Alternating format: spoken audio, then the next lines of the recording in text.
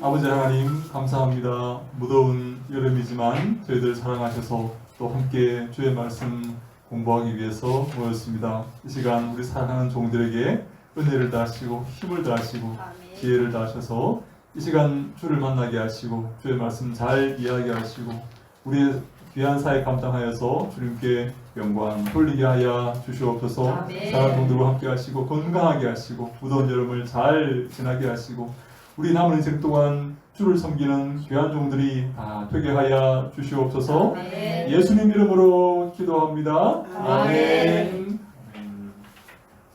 네, 여러분 그 무더운 여름에 잘 지나고 계시죠? 네. 우리 하나님께서 우리에게 성경을 이렇게 주셨어요.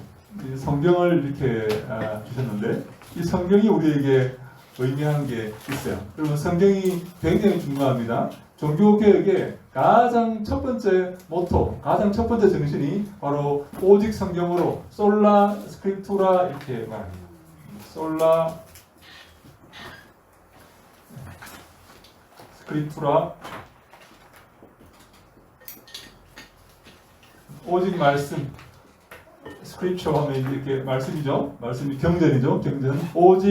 오직 말씀 몰라 그리고 솔라 피데, 솔라 그라치아, 솔리데오 글로리아 뭐 이런 말도 하죠. 근데 오직 믿음 뭐 이건 오직 믿음, 오직 은혜, 오직 하나님께 영광 이렇게 말들을 하지만 가장 중요한 모토는 종교 개혁의 중심은 성경으로 돌아가는 것입니다. 성경으로 돌아가는 것입니다. 하나님께서 우리에게 성경을 주셨어요. 우리가 성경을 통해서 하나님을 알게 됩니다. 다른 어떤 걸 통해서 하나님을 알 수가 없어요. 물론 일반 은총을 통해서 자연을 통해서 하나님을 알 수 있다 그렇게 말하는 사람이 있지만 자연을 통해서 하나님을 어렴풋이 우리가 느끼고 어렴풋이 생각해 볼 수 있지만 하나님을 정확하게 알 수가 없어요.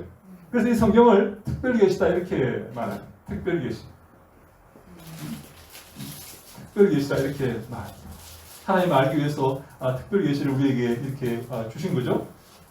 근데 이 성경을 우리가 지금 공부하는 거예요. 신학은 이 성경에 대한 우리의 관점이고 우리 입장이에요. 여러분 제가 오늘 여러분과 함께 사실 저의 관점에 대해서 말씀을 드리는 겁니다. 그죠? 근데 그는 물론 저는 제 관점을 하나님의 말씀에 근거하여서 말씀을 드릴 거예요. 하나님의 말씀을 제가 종합해 볼 때, 공부해 볼 때, 공부한 결과 이것이 옳다고 생각을 하는 거예요. 근데 여러분들은 생각을 조금 달리 할 수가 있어요. 여러분들도 동일하게 그런데 성경에 근거하셔야 됩니다. 성경을 벗어나면 안 돼요. 근데 성경은요, 솔직히 말씀드려서 쉽지 않아요. 굉장히 다양한 그렇게 관점이 있고 다양한 층이 있어요. 여러분 성경을 누가 기록하였습니까? 성령께서 기록하였어요. 모든 성경은 하나님의 감동으로 된 것으로 이렇게 말씀합니다. 성령이 기록하셨는데 성령께서 성경을 어떤 부분은 굉장히 쉽게 기록하셨어요. 그래서 누구나 성경을 읽으면 성경의 그 메시지를 알 수 있게 이렇게 만들어 놓으셨는데 또 어떤 부분은 굉장히 복잡한 부분이 있습니다. 굉장히 복잡한 부분이 있습니다. 그래서 이단이 생길 수가 있는 거예요. 그 성경을 잘못 이해하고 자의적으로 해석함으로써 사람들을 잘못된 길로 인도하는 거짓 교사들이 생길 수가 있는 것입니다. 성경을 통해서 이단이 생깁니다, 여러분. 성경을 어떻게 해석함으로써 이단이 생기는 것입니다. 잘못된 길로 가는 것입니다. 마귀도 마찬가지입니다. 마귀도 성경을 들먹이면서 우리를 시험합니다. 마귀가 예수를 시험할 때 성경에 근거해서 시험합니다. 예? 성경에 근거해서 너 떨어지면 그 성경 꼭대기에 떨어지면 천사들이 너 발을 다치지 않게 받아준다고 했지 않느냐? 한번 뛰어내려보라 이렇게 말합니다. 성경을 근거로 이야기하는 거예요. 예수님도 성경을 근거로 마귀를 물리칩니다. 하나님을 시험하지 말라. 시험하지 말라고 했지 않느냐? 이렇게 성경을 근거로 말씀하는 거예요. 우리가 모든 싸움은 이 성경에 근거한 성경의 싸움, 성경의 전쟁입니다. 우리는 이 성경을 선점해야 됩니다. 여러분 제가 이런 이야기하니까 벌써 머리가 좀 아프죠? 진짜 성경 읽기 싫은데 여러분 절대로 그렇게 하면 안 된다. 우리가 성경을 빼앗기면 안 되는 거예요. 많이 이단들이 제가 지금 저희 그 교회에서 하는 그 수요일마다 하는 신학 강좌가 있는데 이번 학기에 뭘 하냐면 요한계시록을 할 겁니다. 요한계시록을 하는데요. 제가 요한계시록을 하기 위해서 어떤 영상들이 올라와 있는지 유튜브에 올라와 있는지 쭉 봤어요. 쭉 보니까 랭킹 1위부터 랭킹 10위까지 제가 쭉 봤어요. 여러분 한 영상만 정통 교리를 가르치고 9개는요 이단 교리를 가르치고 있어요. 이단들이 그걸 선점하고 있어요. 이 계시록을 한다 그러니까 사람들이 혹하니까 전부 다 이단들이 나와가지고 계시록 어떻게 해석해야 되는지 그렇게 설명하고 있어요. 우리가 성경을 보는 것을 이렇게 등한히하고 외면하니까 이단들이 그걸 붙들고 해석하려고 이렇게 하고 있는 거예요. 네? 여러분 신천지가 여러분 비유풀이를 하지 않습니까, 여러분? 왜 비유를 붙들고 있는 거예요? 비유가 어려우니까. 그러니까 우리가 그런 사람들이 있잖아요. 그런 제가 사람을 이렇게 한 사람 알고 있어요. 어떤 장로님인데 이런 말 하는 거예요.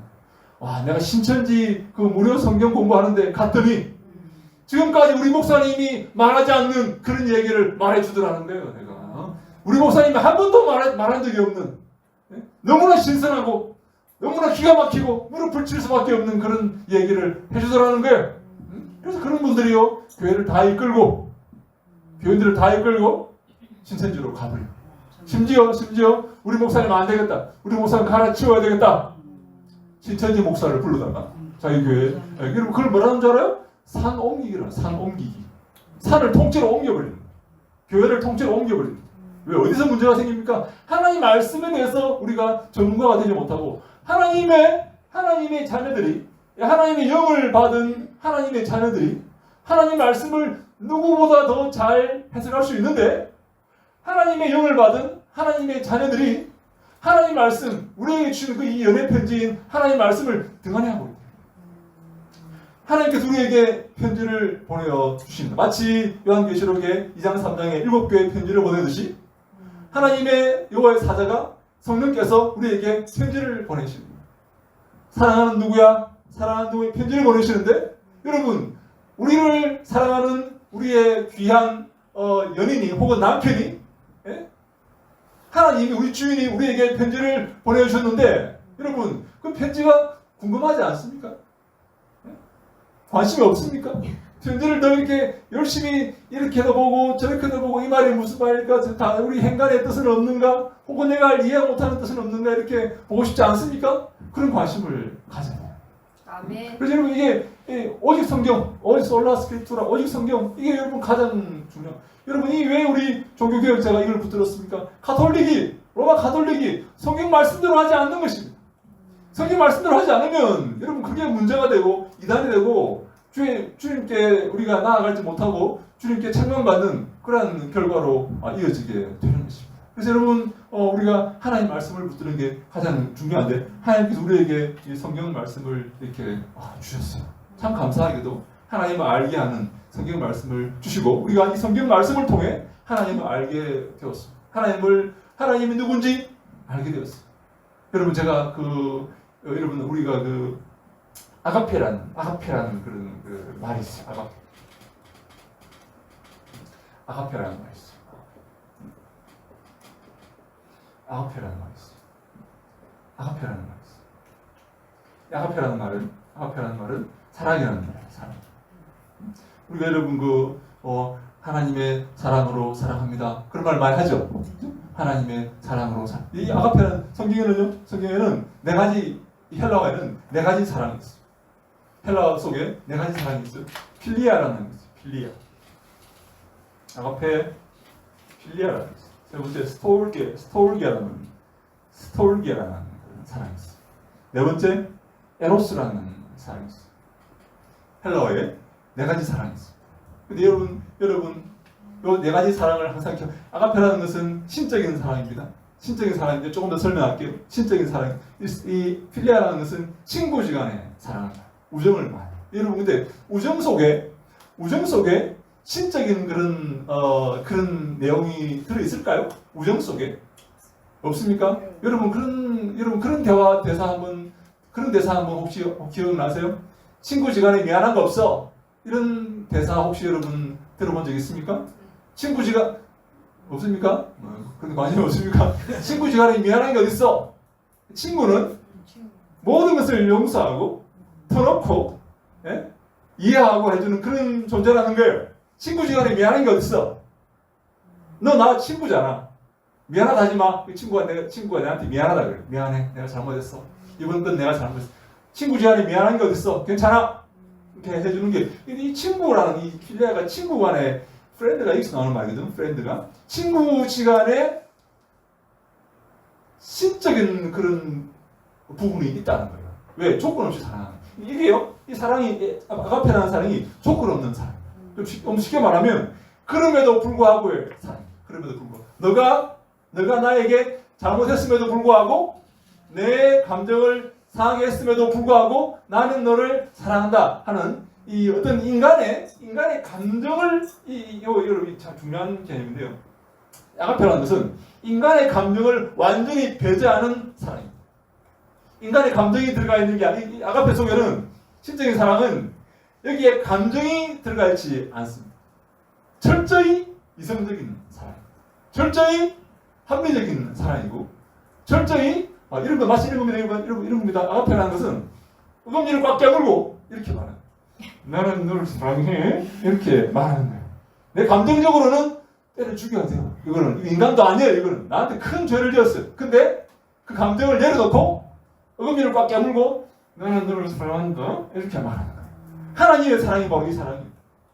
하나님이 우리를 바라볼 때 우리는 벌써 죽어도 몇백 번 죽어야 될 그런 존재예요. 근데 하나님은 우리를 사랑하려고 작정하셨어요. 근데 그 사랑을요, 여러분 그 사랑은 변합니까? 변하지 않습니까? 변하지 않습니다. 상황에 따라 하나님이 기분에 따라 변합니까? 안 변합니까?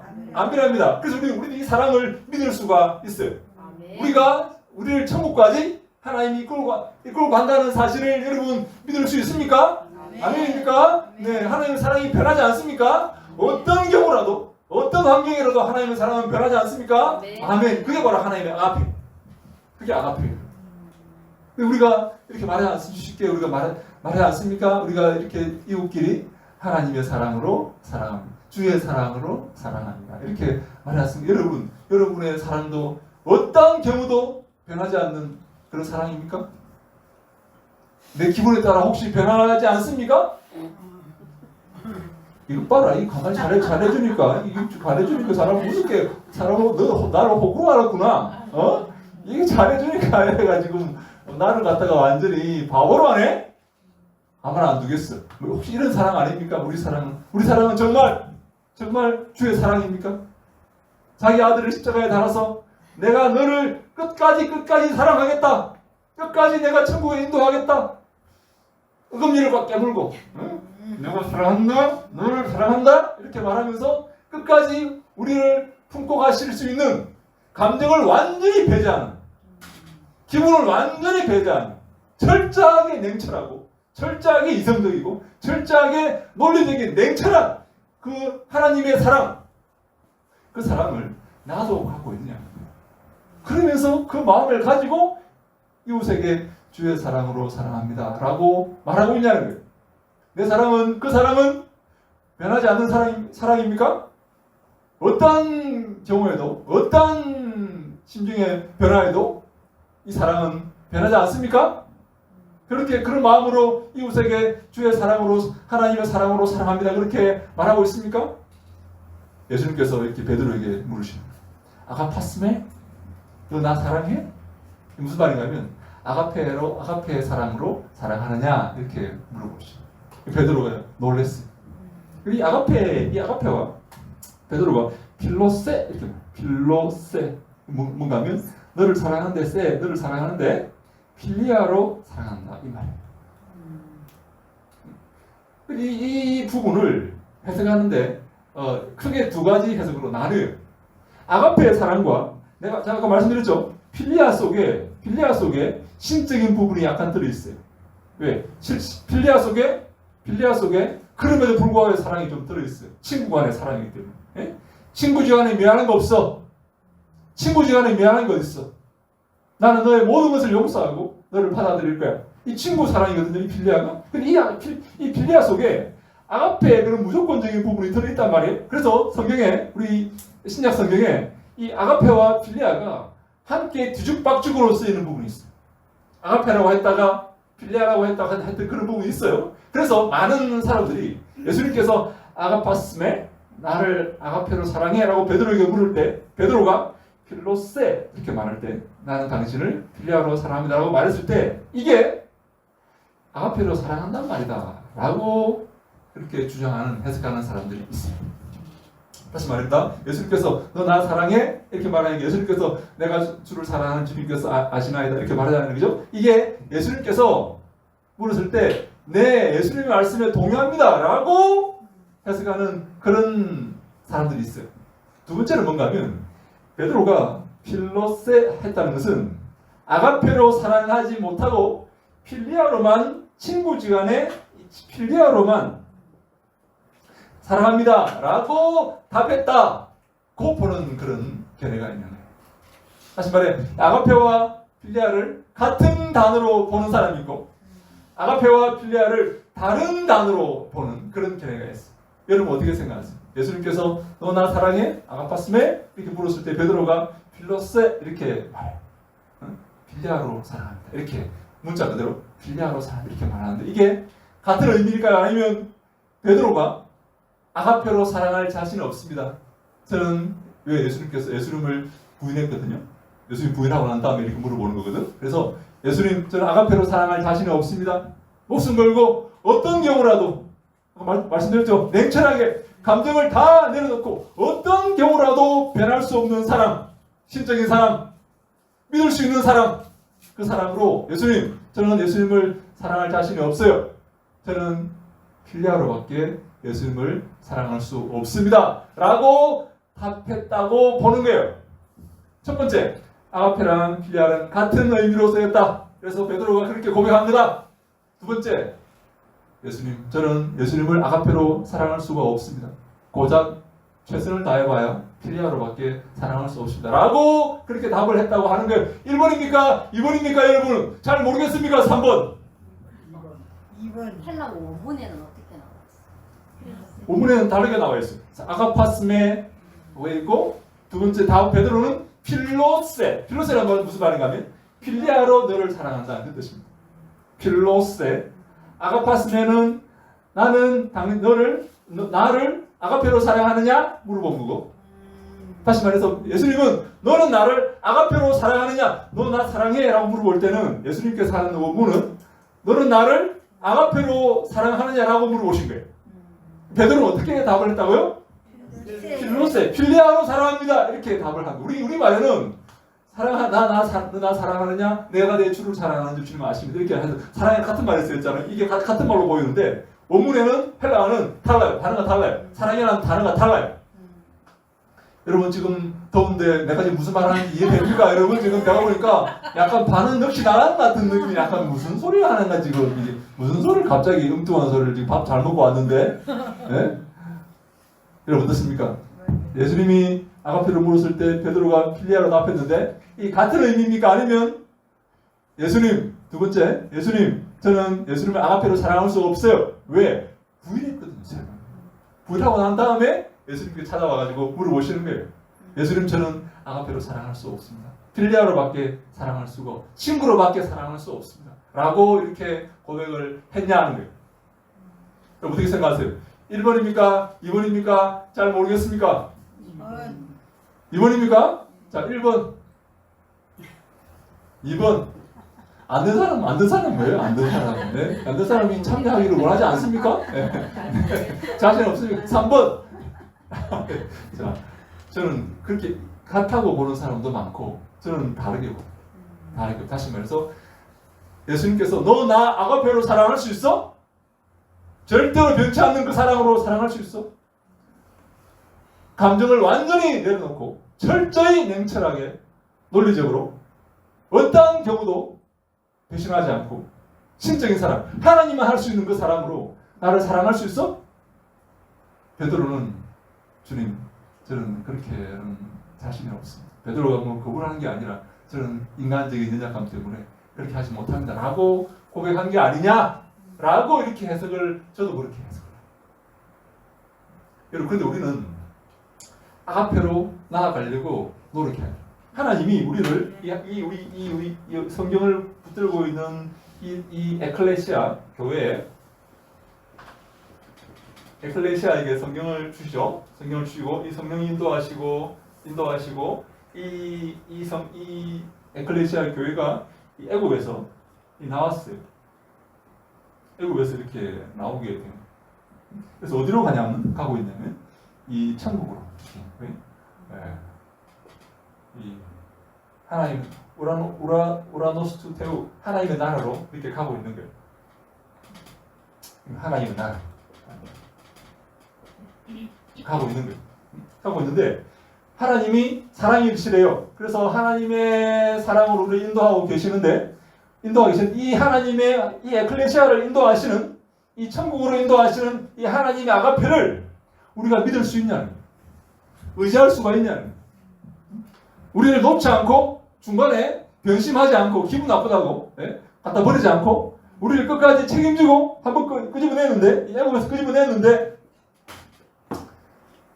책임지고 중간에 기분 나빠서 갖다 버리지 않고 끝까지 우리를 인도하실 수 있냐는 겁니다. 그 아가페를 하나님의 아가페를 우리가 믿을 수가 있냐는 것입니다. 우리가 믿을 수가 있다. 왜? 이 아가페는 철저히 감정이 배제된 철저히 논리적이고 철저히 합리적인 사랑이기 때문에 그렇습니다. 그렇다면 우리도 이 하나님의 아가페 사랑을 가져야 돼요. 좀 기분 나쁘다고 배신하고 내 이익을 위해서 배신하고 그렇게 하면 안 되는 거예요.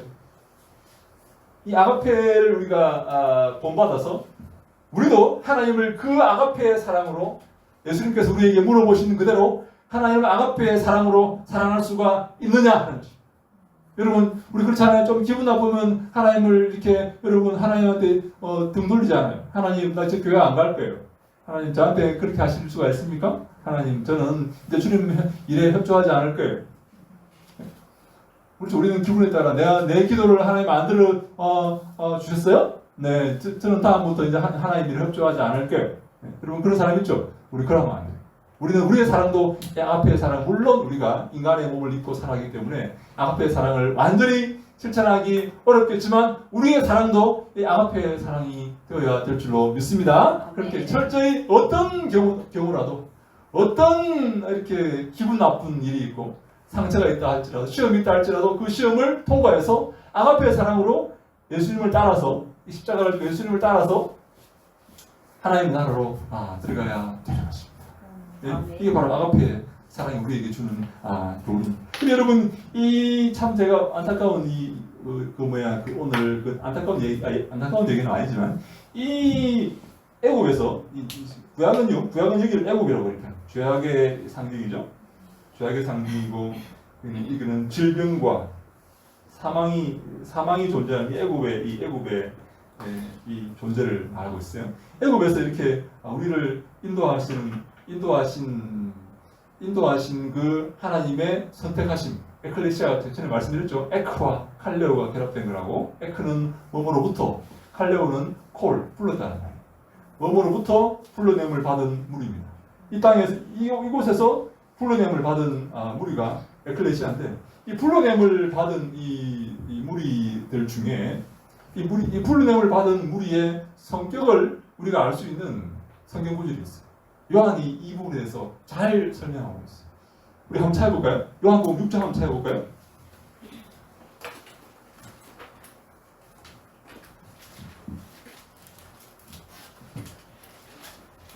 요한복음 6장 한번 찾아봅시다. 이 불러냄을 받은 에클레시아의 성격을 잘 설명하고 있는 부분들. 요한복음 6장 우리가 잘 알고 있는 그 오병이어의 기적을 우리에게 잘 이렇게 설명하고 있는 구절입니다. 우리 26절부터 한번 우리 60 끝까지인데요. 천천히 한번 이 요한이 이 에클레시아가 어떤 공동체인가, 이 공동체의 속성이 무엇인가를 잘 설명해주고 있어요. 26절부터 우리 한 절씩 한번 읽어볼까요? 우리 앞에부터. 예수께서 대답하여 이르시되 내가 진실로 너희에게 이르노니 너희가 나를 찾는 것은 표적을 본 까닭이 아니요 떡을 먹고 배부른 까닭이로다. 네, 잠깐만요. 네, 그래서 이 요한복음에 예수님께서 오병이어의 기적을 일으키고 난 다음에 그리고 이렇게 하루가 지나고 사람들이 예수님께 다시 찾아왔어요. 왜 찾아왔습니까? 뭐라고요? 먹을 것을 배부른 까닭이로다. 먹을 것을 얻으려고. 다시 말해 그들은 오병이어의 기적을 통해서 배부름을 얻었죠. 그리고 그 배부름을 또 채우기 위해서 다시 말해 이 그들의 풍요와 그들의 배고픔과 이 문제, 육신적인 문제를 해결하기 위해서 다시 말해 경제 대통령을 만들기 위해서 경제적 문제를 해결하는 하나님의 아들로 예수를 생각하고 예수에게 나와서 그 경제적 문제를 해결하기 위해서 다시 나온 것입니다. 그들은 이 오병이어의 그래서 오병이어의 뜻이 무엇인가? 이 오병이어의 기적이 의미하는 게 무엇인가 하는 제가 이렇게 그 말미에 나중에 설명을 할 텐데요. 오병이어의 기적은 지금 떡을 먹는 게 문제가 아니에요. 떡을 먹고 배부른 그것을 예수님께서 주시려고 오병이어의 기적을 일으킨 게 아닙니다. 여러분 성경에 신약 성경 가운데 가장 중요한 기적이 있어요. 가장 중요한 기적이 있어요. 그는 마태, 마가, 누가, 요한이 다 기록한 기적입니다. 그 기적이 여러분 뭔지 아십니까? 오병이어의 기적이죠. 오병이어. 마태, 마가, 누가, 요한이 공이 이 기적은 반드시 후대에 전해야 된다라고 생각하고 그 제한된 질문에 오병이어의 기적을 담아 놨어요. 그래서 오병이어의 기적을 잘 이렇게 읽어봐야 될 필요가 있는데 그럼 오병이어의 기적이 뭔가? 오늘 여러분과 함께 생각해 볼 때 첫 번째, 이는 떡을 먹는 기적이 아닙니다. 예수님께 책망하시는 거예요. 너희가 지금 내게 다시 나온 것은 떡을 먹고 배부른 까닭이다. 다시 말해 밥 먹으려고 온 거다 이 말이에요. 그죠? 예, 그게 아니라는 거죠. 예수님께서 혹시 고담 한번 읽어주시죠. 27절 썩을 양식을 위하여 일하지 말고 영생 얻으러 있는 양식을 위하여 하라. 이 양식은 인자가 너희에게 주리니 인자는 아버지 하나님께서 인지신 자이다. 아멘. 썩을 양식을 위해서 일하지 말라. 그 떡 가지고 떡에 관심을 가지지 말라는 거예요. 무엇에 관심을 가진다고요? 영생에 관심을 가지라는 거예요. 영생에. 썩을 양식, 먹고 죽는 양식, 그 떡 몇 광줄이 남은 그 양식에 관심을 가지지 말라. 나는 그걸 위해서 오병이어 기적을 일으킨 게 아니다라는 거예요. 나는 무엇을 위해서 오병이어 기적을 일으켰다고요? 영생을 위해서 일으켰다는 거예요. 제가 지금 그 얘기 할 겁니다. 예수님께서 어떻게 오병이어의 기적을 통해서 영생을 우리에게 말하고 싶은지 지금 앞으로 얘기를 할 겁니다. 네, 그 다음 읽어주시죠. 그들이 묻되 우리가 어떻게 하여야 하나님의 일을 아우리까? 네, 하나님의 일을 말합니다. 네. 그 다음. 예수께서 대답하여 이르시되 하나님께서 보내신 이를 믿는 것이 하나님의 일이라 하시니라. 네, 이제 예수님께서 말씀하십니다. 믿음이 나옵니다. 믿음. 요 믿음이 등장합니다. 믿음을 통해서 영생을 얻는 문제를 지금 예수님께서 말씀하시는 거예요. 지금 오병이어는 예수를 하나님의 아들, 하나님으로 믿고 영생을 얻는 이야기입니다. 저를 한번 보세요. 오병이어의 기적의 의미는 먹고 마시는 문제가 아닙니다. 예수 그리스도를 하나님으로 믿고 하나님의 아들로 믿고 영생을 얻는 이야기입니다. 네, 그게 바로 여러분 오병이어의 기적입니다. 제가 그거를 지금 시간부터 천천히 설명해 날 왜 오병이어의 기적이 그런 의미인지를 설명할 겁니다. 그러니까 절대로 썩어져가는 육신의 양식을 바라보아서는 안 된다. 나를 믿고 영생을 얻어라. 내가 영적인 생명이고 영적인 양식이고 그래서 나를 믿고 영생을 얻는 것이 오병이어의 기적의 목적. 이 신약 성경의 가장 중요한 기적의 목적이라는 것을 제가 천천히 여러분과 함께 살펴보고자 합니다. 네, 그 다음 읽으시죠. 그들이 묻되 그러면 우리가 보고 당신을 믿도록 행하시는 표적이 무엇이니까 하시는 일이 무엇이니까? 네, 그 앞에요. 31절. 기록된 바 하늘에서 그들에게 떡을 주어 먹게 하였다 함과 같이 우리 조상들은 광야에서 만나를 먹었나이다. 네, 이 사람들은 유대인들은 지금 육신의 떡 만나를 얘기하죠. 네, 우리 예수님은 지금 무엇을 말씀하십니까? 네, 그 다음이요. 예수께서 이르시되 내가 진실로 진실로 너희에게 이르노니 모세가 너희에게 하늘로부터 떡을 준 것이 아니라 내 아버지께서 너희에게 하늘로부터 참떡을 주시나니 네, 모세 만나를 지금 말하는 게 아니다. 나는 참떡을 말한다. 참떡, 영생을 얻는 참떡을 말할 거다. 이렇게 말씀하시죠. 네, 그 다음이요. 하나님의 떡은 하늘에서 내려 세상에 생명을 주는 것입니다. 네, 하나님의 떡은 배부르는 게 아니에요. 생명을, 믿음으로 생명을, 영생을 주는 것입니다. 네, 그 다음이요. 34절. 그들이 이르되 주여 이 떡을 항상 우리에게 주소서. 예수께서 이르시되 나는 생명의 떡이니 내게 오는 자를 결코 줄이지 아니할 터이요 나를 믿는 자는 영원히 목마르지 아니하리라. 아멘. 나는 생명의 떡이고 나를 믿는 자는 영원히 목마르지 않니. 나는 영생을 주려고 너희들에게 왔다는 그런 의미죠. 네, 그 다음이요. 그러나 내가 너희에게 이르기를 너희는 나를 보고도 믿지 아니하는도다 하였느니라. 아버지께서 내게 주시는 자는 다 내게로 올 것이요 내게 오는 자는 내가 결코 내쫓지 아니하리라. 내가 하늘에서 내려온 것은 내 뜻을 행하려 함이 아니요 나를 보내신 이의 뜻을 행하려 함이니라.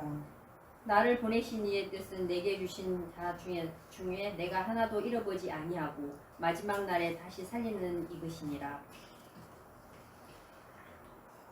내 아버지의 뜻은 아들을 보고 믿는 자마다 영생을 얻는 이것이니 마지막 날에 내가 이를 다시 살리리라 하시니라. 예, 영생입니다. 영생 말씀하십니다. 네, 그 다음이요. 예, 자기가 하늘에서 내려온 떡이라 하심으로 유대인들이 예수에 대하여 수군거려 이르되 이는 요셉의 아들 예수가 아니냐 그 부모를 우리가 아는데 자기가 지금 어찌하여 하늘에서 내려왔다 하느냐. 네, 잠깐만요. 예수는 이 사람들은 예수를 요셉의 아들로 생각하고 예수는 스스로를 하늘에서 내려왔다고 말해요. 예수는 스스로를 하나님으로 말하고 사람들은 예수를 요셉의 아들로 말합니다. 사람들의 생각과 예수님의 생각이 완전히 다르죠. 예수님의 생각은 이 오병이어의 기적을 말씀하시면서 우리에게 말씀하시고자 하는 예수님의 생각은 내가 하늘로부터 내려온 것이다. 내가 하나님의 아들이고 하나님이다 하는 것을 예수님께서 말씀하십니다. 네, 그 다음이요. 예수께서 대답하여 이르시되 너희는 서로 수군거리지 말라. 나를 보내신 아버지께서 이끌지 아니하시면 아무도 내게로 올 수 없으니 오는 그를 내가 마지막 날에 다시 살리리라. 선지자의 글에 그들이 다 하나님의 가르치심을 받으리라 기록되었은즉 아버지께 듣고 배운 사람마다 내게로 오느니라. 네, 잠깐만요. 네, 지금 중요한 또 한 가지 이야기합니다. 여기서 이 사람들이 기억해야 될 것은 이 애굽의 세상에서 하나님께로 이끌어 가시는 분은 그 주체가 누군가 하면 하나님이라는. 하나님이 내게 주시지 않으면, 보내시지 않으면 아무도 하나님께로 올 수가 없다는 거예요. 이 구원의 주체가 누구라는 말씀입니까? 오직 하나님이라는. 아멘. 사람이 아니에요. 사람의 결정과 사람의 노력과 사람이 어떤 이 다윗적인 어떤 이 풍요의 어떤 추구, 육신을 먹고 마시는 그런 문제가 아니라는 거예요. 하나님이 주인이고 하나님이 주체고 하나님 전적 주권주의의 그 말씀을 예수님께서 지금 하고 계시는 것입니다. 아멘. 네, 계속하시죠. 이는 아버지를 본 자가 있다는 것이 아니니라 오직 하나님에게서 온 자만 아버지를 보았느니라. 진실로 진실로 너희에게 이르노니 믿는 자는 영생을 가졌나니 내가 곧 생명의 떡이니라. 49절. 너희 조상들은 광야에서 만나를 먹었어도 죽었거니와 이는 하늘에서 내려온 떡이니 사람으로 하여금 먹고 죽지 아니하게 하는 것이니라. 나는 하늘에서 내려온 살아있는 떡이니 사람이 이 떡을 먹으면 영생하리라. 내가 줄 떡은 곧 세상의 생명을 위한 내 살이니라 하시니라. 네, 지금 영원한 생명을 계속 예수님께서 말씀하시는데 이 사람들은 지금 육신의 떡, 배부름을 채우기 위해서 찾아온 거죠. 네, 계속이요. 그러므로 유대인들이 서로 다투어 이르되 이 사람이 어찌 능히 자기 살을 우리에게 주어 먹게 하겠느냐. 예수께서 이르시되 내가 진실로 진실로 너희에게 이르노니 인자의 살을 먹지 아니하고 인자의 피를 마시지 아니하면 너희 속에 생명이 없느니라.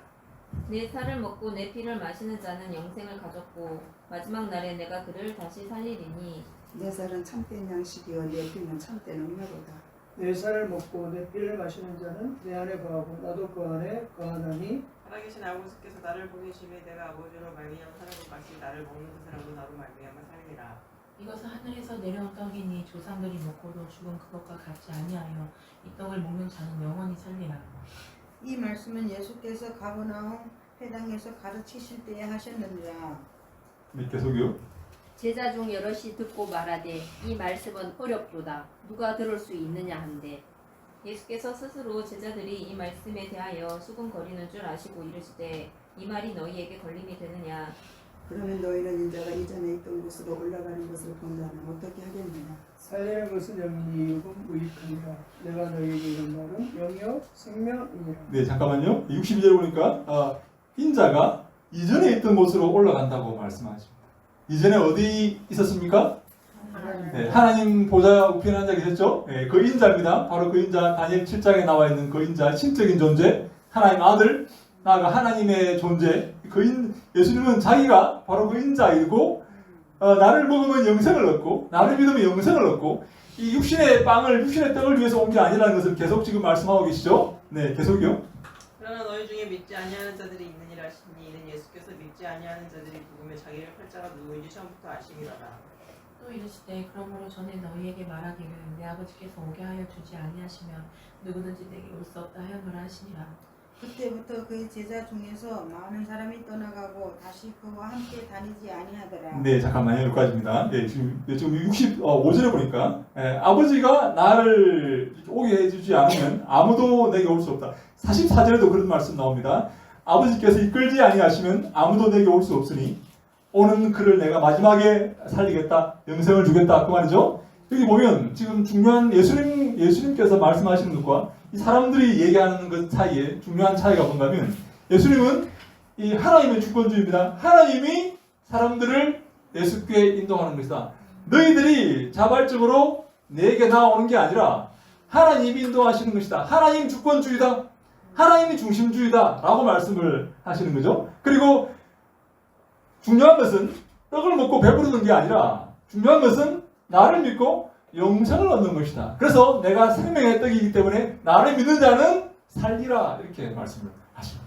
여러분 이 사람들의 생각과 예수님 생각의 차이점을 이해하시겠습니까? 근데 예수님께서 결정적으로 말씀하십니다. 하나님 주권주의, 하나님께서 제시한 구원의 그 길, 예수를 믿고 구원받는 하나님의 아들이신 예수를 믿고 구원받는 그 길, 그리고 그 길은 오직 하나님의 주권에 의한 것이고 하나님 주권을 따라야만 이루어지는 것이라는 그 결정적인 말씀을 듣고 많은 사람들이 어떻게 했다고요? 96절에 다시는 예수와 함께 다니지 않았다. 예수를 떠나버렸다. 그런데 그 사람들 중에 그 사람들이 어떤 사람인가 이렇게 요한이 뭐라고 말합니까? 제자 중 많은 사람입니다. 떠나가고 다시 그와 함께 다니지 아니하더라. 제자들 중에 많은 사람이 예수를 따라가 버렸다. 어떤 말씀을 듣고요? 하나님 주권주의의 말씀을 듣고 하나님 인도하시는 그 구원은 하나님의 것이고 하나님 제시한 그 구원의 길, 나를 믿고 영생을 얻는 내가 바로 하나님 아들이고 인자고 내가 원래 있었던 그 하나님의 보좌로 돌아가는 그 구원의 역사, 그 구원의 그 서정, 구원의 스토리를 받아들이는 하나님께서 제정하신 구원의 스토리를 받아들이는 자는 내게 올 것이고 나를 믿고 영생을 얻는다 하는 이 하나님 주권주의의 구원의 길을 선포하자 많은 사람들이 특별히 제자들 중에 많은 사람이 어떻게 했다고요? 떠나가버리고 다시는 예수와 함께 다니지 않았다. 다시 말해 예수님께서 제정하시고 말씀하신 그 구원의 길에 동의할 수 없었다는 것입니다. 그 구원의 길을 받아들일 수가 없었어요. 누가요? 일반 사람들이 아니에요. 제자들 중에 많은 사람이 그 구원의 길을 받아들이지 않는 것입니다. 여러분들은 그 구원의 길을 받아들이십니까? 제자들 중에 많은 사람이 예수를 떠나고 다시는 예수와 함께 다니지 않았다라고 사도 요한은 고발하고 있어요. 과연 나는 그 구원의 길, 하나님이 제정하신 그 구원의 길, 하나님 주권주의, 믿음으로써 영생을 얻는 예수 그리스도 하나님 아들, 하나님이신 예수 그리스도를 믿는 믿음으로써 영생을 얻는 이 오병이의 의의 기적의 의미를 받아들이고 하나님 주권주의를 받아들여서 영생을 얻는 그것을 나는 받아들이지 않는다. 아니면 많은 제자들처럼 다시는 예수와 함께 다니지 않는다. 무슨 말입니까? 내가 주인 되어서 내 뜻대로 남은 인생을 살겠다는 거죠. 이런 사람은 내가 주인 되어서 내 뜻대로 남은 인생을 살겠다고 고집했던 그 많은 제자들은 더 이상 예수와 함께 다니지 않았습니다. 자기의 갈 길을 갔습니다. 우리는 어떻게 하겠습니까? 나는 어떻게 하겠습니까?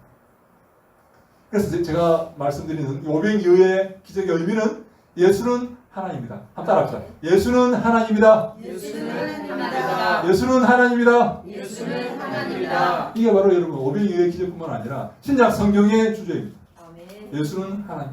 예수를 하나님으로 예수님 선포하는 거예요.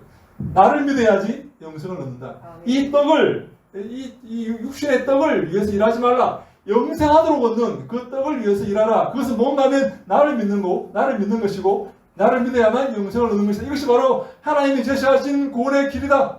그 길을 따르자. 그 길을 따를 것이냐? 하나님이 나에게 인도하지 않으면 아무도 내게 올 수 없다라고 하나님 주권주의를 선포하는 그 순간 많은 제자들이 떠나갑니다.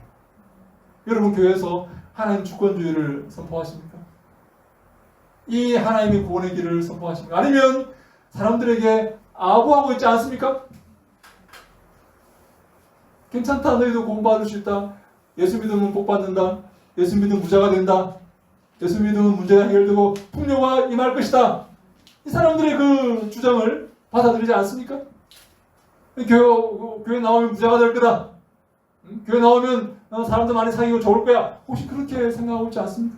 여러분, 그런데 이 오병이어의 기적이 하나님 주권주의, 예수는 하나님이라는 그 선포를 이렇게 말하고 있다고 말씀드렸는데, 여러분 제가 전에 이렇게 나누어드린 이 책 혹시 여러분 집에 갖고 계십니까? 네, 여러분 이 책을 절대로 라면 먹는데 받침으로 쓰면 안 됩니다. 여러분 제가 제일 우려하는 게 바로 그겁니다. 혹시 내가 이 책을 그래서 제가 이 책을 여러분들께 돈 받고 이렇게 다 여러분 선배들은 다 돈 주고 샀습니다. 여러분 계획을 내놓고 샀습니다. 그래서 내가 여러분들한테 그냥 주지 않고 이렇게 돈을 받고 이렇게 드리려고 했는데 저희 집 사람이 안 된다. 그냥 줘야 된다는 거예요.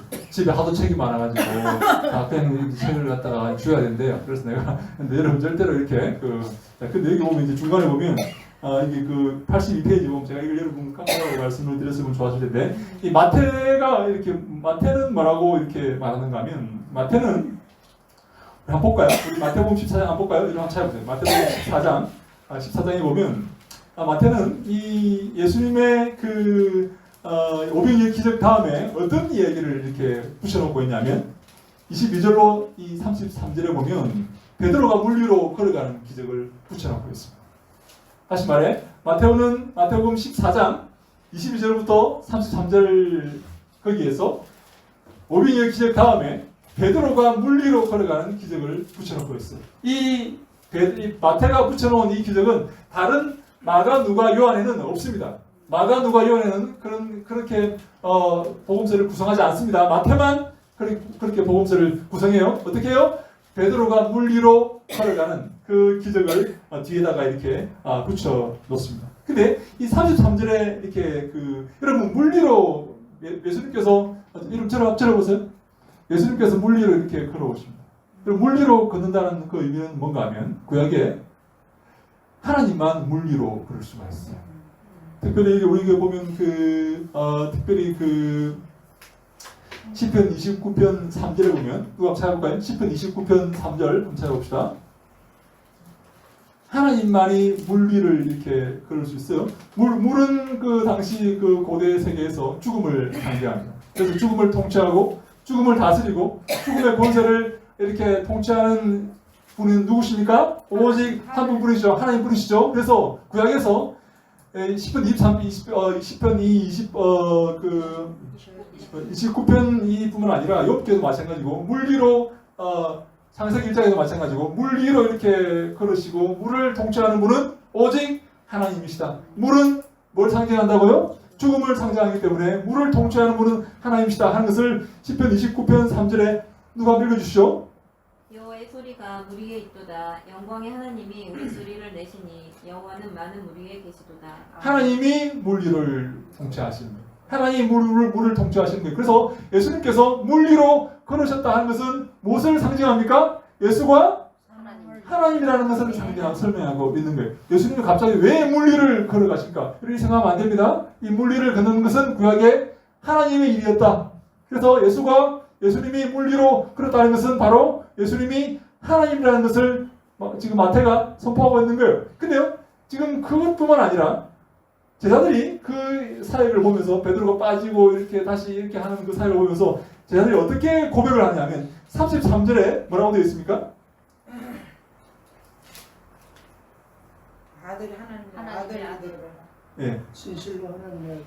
예, 배에 있는 사람들이 예수께 절하며 이르되 진실로 하나님의 아들이로소이다 라고 고백을 하는 거예요. 다시 말해 오병이어 다음에 마태는 베드로가 물리로 걷는 이 기적을 배치함으로써 제자들의 입을 통해서 예수가 하나님의 아들임을 고백하게 만드는 이런 구성은 마가 누가 요한에는 없어요. 마가 누가 요한은 이렇게 설명하지 않습니다. 그러면 마가는 어떻게? 마태는 일단 마태는 베드로의 그 모습을 통해 또는 물리로 걷는 모습을 통해 또는 혹은 제자들의 입술을 통해서 예수가 하나님의 아들임을 선포했다면 마가는 어떻게 선포할까요? 마가복음 6장 39절에 이렇게 누가 읽어보시죠. 마가복음 6장 39절 이것도 오병이어의 기적 속에 나옵니다. 제자들에게 명하사 그 모든 사람으로 때를 지어 푸른 잔디 위에 앉게 하시니 네, 여러분 마가, 누가, 요한 이 네 가지 이 복음서가 있죠. 근데 마태는 아까 말씀드렸죠. 베드로가 물리로 걷는 일을 통해서 그리고 제자들의 입을 통해서 예수가 하나님의 아들임을 선포했다. 그래서 오병이어의 기적의 그 의미는 바로 예수가 하나님의 아들이라는 것을 선포하고 있는데 마가는 어떻게 예수가 하나님의 아들임을 선포하고 있나요? 바로 푸른이라는 말을 통해서 선포하고 있습니다. 여러분 그 오병이어의 기적을 보면 예수님께서 사람들을 잔디에 앉히십니다. 잔디에 앉히는데 이 마태, 누가, 요한은 그냥 잔디에 앉히는데 마가복음만 예수가 푸른 잔디에 앉혔다 이렇게 선언하고 있습니다. 푸른 잔디. 왜 마가복음만 예수가 푸른 잔디에 앉혔다고 이렇게 기록하고 있을까요? 그럼 이 푸른이라는 말이 어떤 의미를 갖고 있을까요? 왜 마가는 이 푸른이라는 말을 사용했을까요? 잔디가 푸르지 잔디가 어떻습니까? 이 푸른이라는 말이 뭘 상징하고 있을까요? 뭐라고요? 크게 말해보세요. 자, 다른 사람. 자, 네? 생명력. 여러분 푸른이라는 구약에서 푸른하면 무엇이 떠오릅니까? 뭐라고요? 푸른 초장. 이런 푸른 초장으로 다윗을 인도하시고 앉히신 분이 누굽니까? 하나님. 여호와는 나의 목자시니. 여호와입니다. 그죠? 그래서 마가는 이 푸른이라는 말을 통해서 이스라엘 백성을 푸른 잔디의 초장에 앉히신 분이 구약에 다윗을 푸른 초장에 이스라엘 백성을 푸른 초장에 누이시고 인도하신 그 여호와 하나님이 신약에 오셔서 이스라엘 백성을 푸른 초장에 누이신다라고 마가가 고백하고 있는 거죠. 그럼 푸른 초장에 누이시는 이스라엘 백성을 사람들을 누이시는 분은 누구라고요? 하나님, 여호와 하나님. 그래서 지금 마가가 이 푸른이라는 말을 사용할 때 예수님이 푸른 초장에 그들을 앉히셨다는 이 말을 통해서 마가는 예수가 누구라고 선포하고 있는 것입니까? 하나님이라고 선포하고 있는 거예요. 이것을 읽을 줄 알아요. 성경을 볼 때 그냥 보시면 안 되고 왜 마가가 푸른이라는 말을 사용하고 있는가 하는 것을 알아야 됩니다. 누가는 그러면 어떻게 누가는 어떻게 예수를 이렇게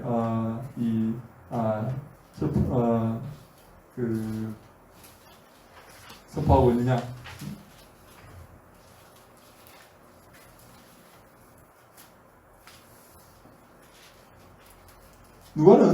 누가복음 그 끝에 누가복음 9장 우리 한번 같이 해볼까요? 누가복음 9장 17절을 볼까요? 누가복음 9장 17절부터 그 뒤에 그 오병이어의 기적 그 뒤에 뭘 이렇게 붙이고 있냐면 소위 말하는 가이사랴 빌립보에서 그 고백을 했던 그 고백을 누가는 그 뒤에 갖다 붙이고 있어요. 오병이어 기적 다음에 누가는 이 소위 말하는 마태와 마가가 가이사랴 빌립보에서 했던 그 베드로의 고백. 베드로의 고백이 무엇입니까? 주는 너희는 나를 누구로 하느냐 했더니 주는 그리스도입니다. 이렇게 했던 그 고백을 누가는 이게 갖다 붙이고 있어요. 여기 보세요. 이렇게 보세요. 마태복음 14장에 오병이어 기적이 나오고 마가복음 6장에 오병이어 기적이 나옵니다. 마태복음 16장에 가이사랴 빌립보의 고백이 나오고 마가복음 8장에 가이사랴 빌립보의 고백이 나옵니다.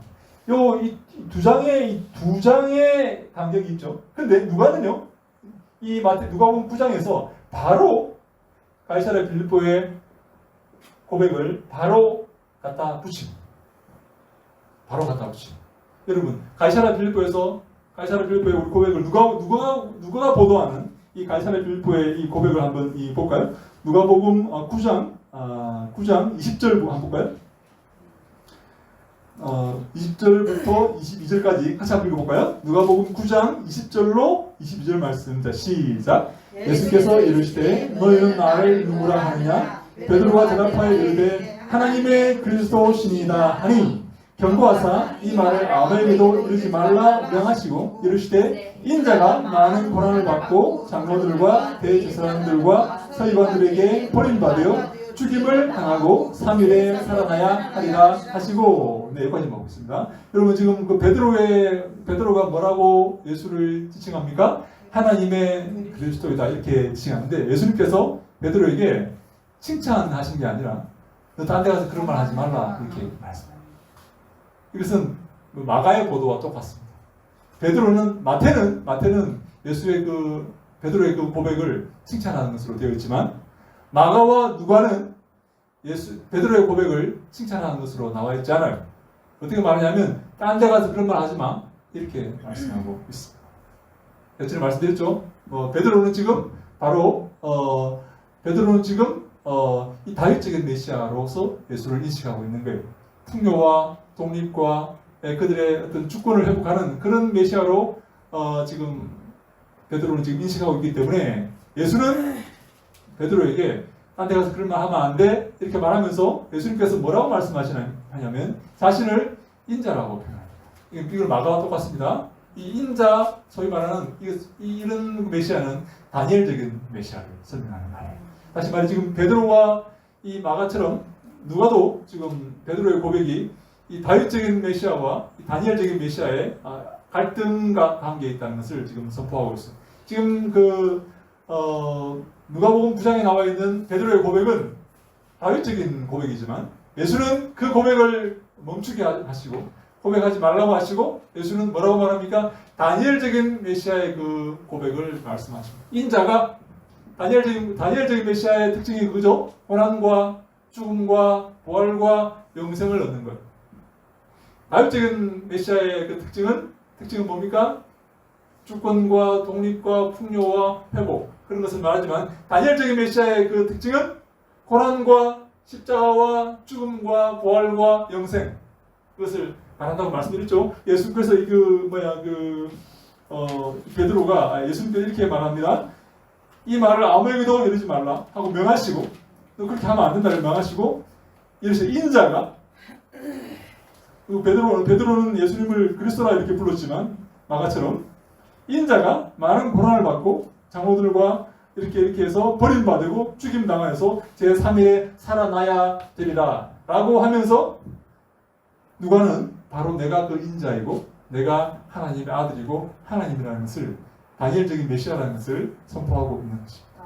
아멘. 여러분, 그래서 누가는 누가복음 9장에서 바로 이 가이사랴 빌립보의 고백을, 이 마태나 마가는 두 장을 이렇게 띄어서 다른 내용이 있고 그 다음에 이 가이사랴 빌립보의 고백이 나오는데, 마가복음 6장에서 8장으로 이렇게 진행되는데, 누가는 바로 가이사랴 빌립보의 고백을 갖다 붙임으로써 이 누가복음의 오병이어의 기적의 목적이 바로 인자와 다니엘적인 메시아, 하나님의 아들의 그런 모습을 증거하는 것으로 해석을 하는 것입니다.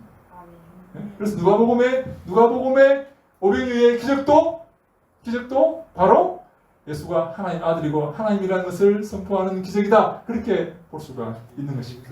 그리고 한 가지 먼저 이렇게 말씀드리면, 아까 여러분 필리아 스톨게로스를 말씀 안 드렸죠, 그죠? 이제 이렇게 앞에서 이야기하다 보면 그냥 지나가 버릴 때 버리는 경우가 많은데, 여러분들께서 이렇게 손을 들고 질문하시면 제가 이렇게 내 그 이야기 안 하고 넘어갔구나 이렇게 하고 다시 설명을 해드립니다. 요 스토르게는 신약 성경에 한 번만 나옵니다.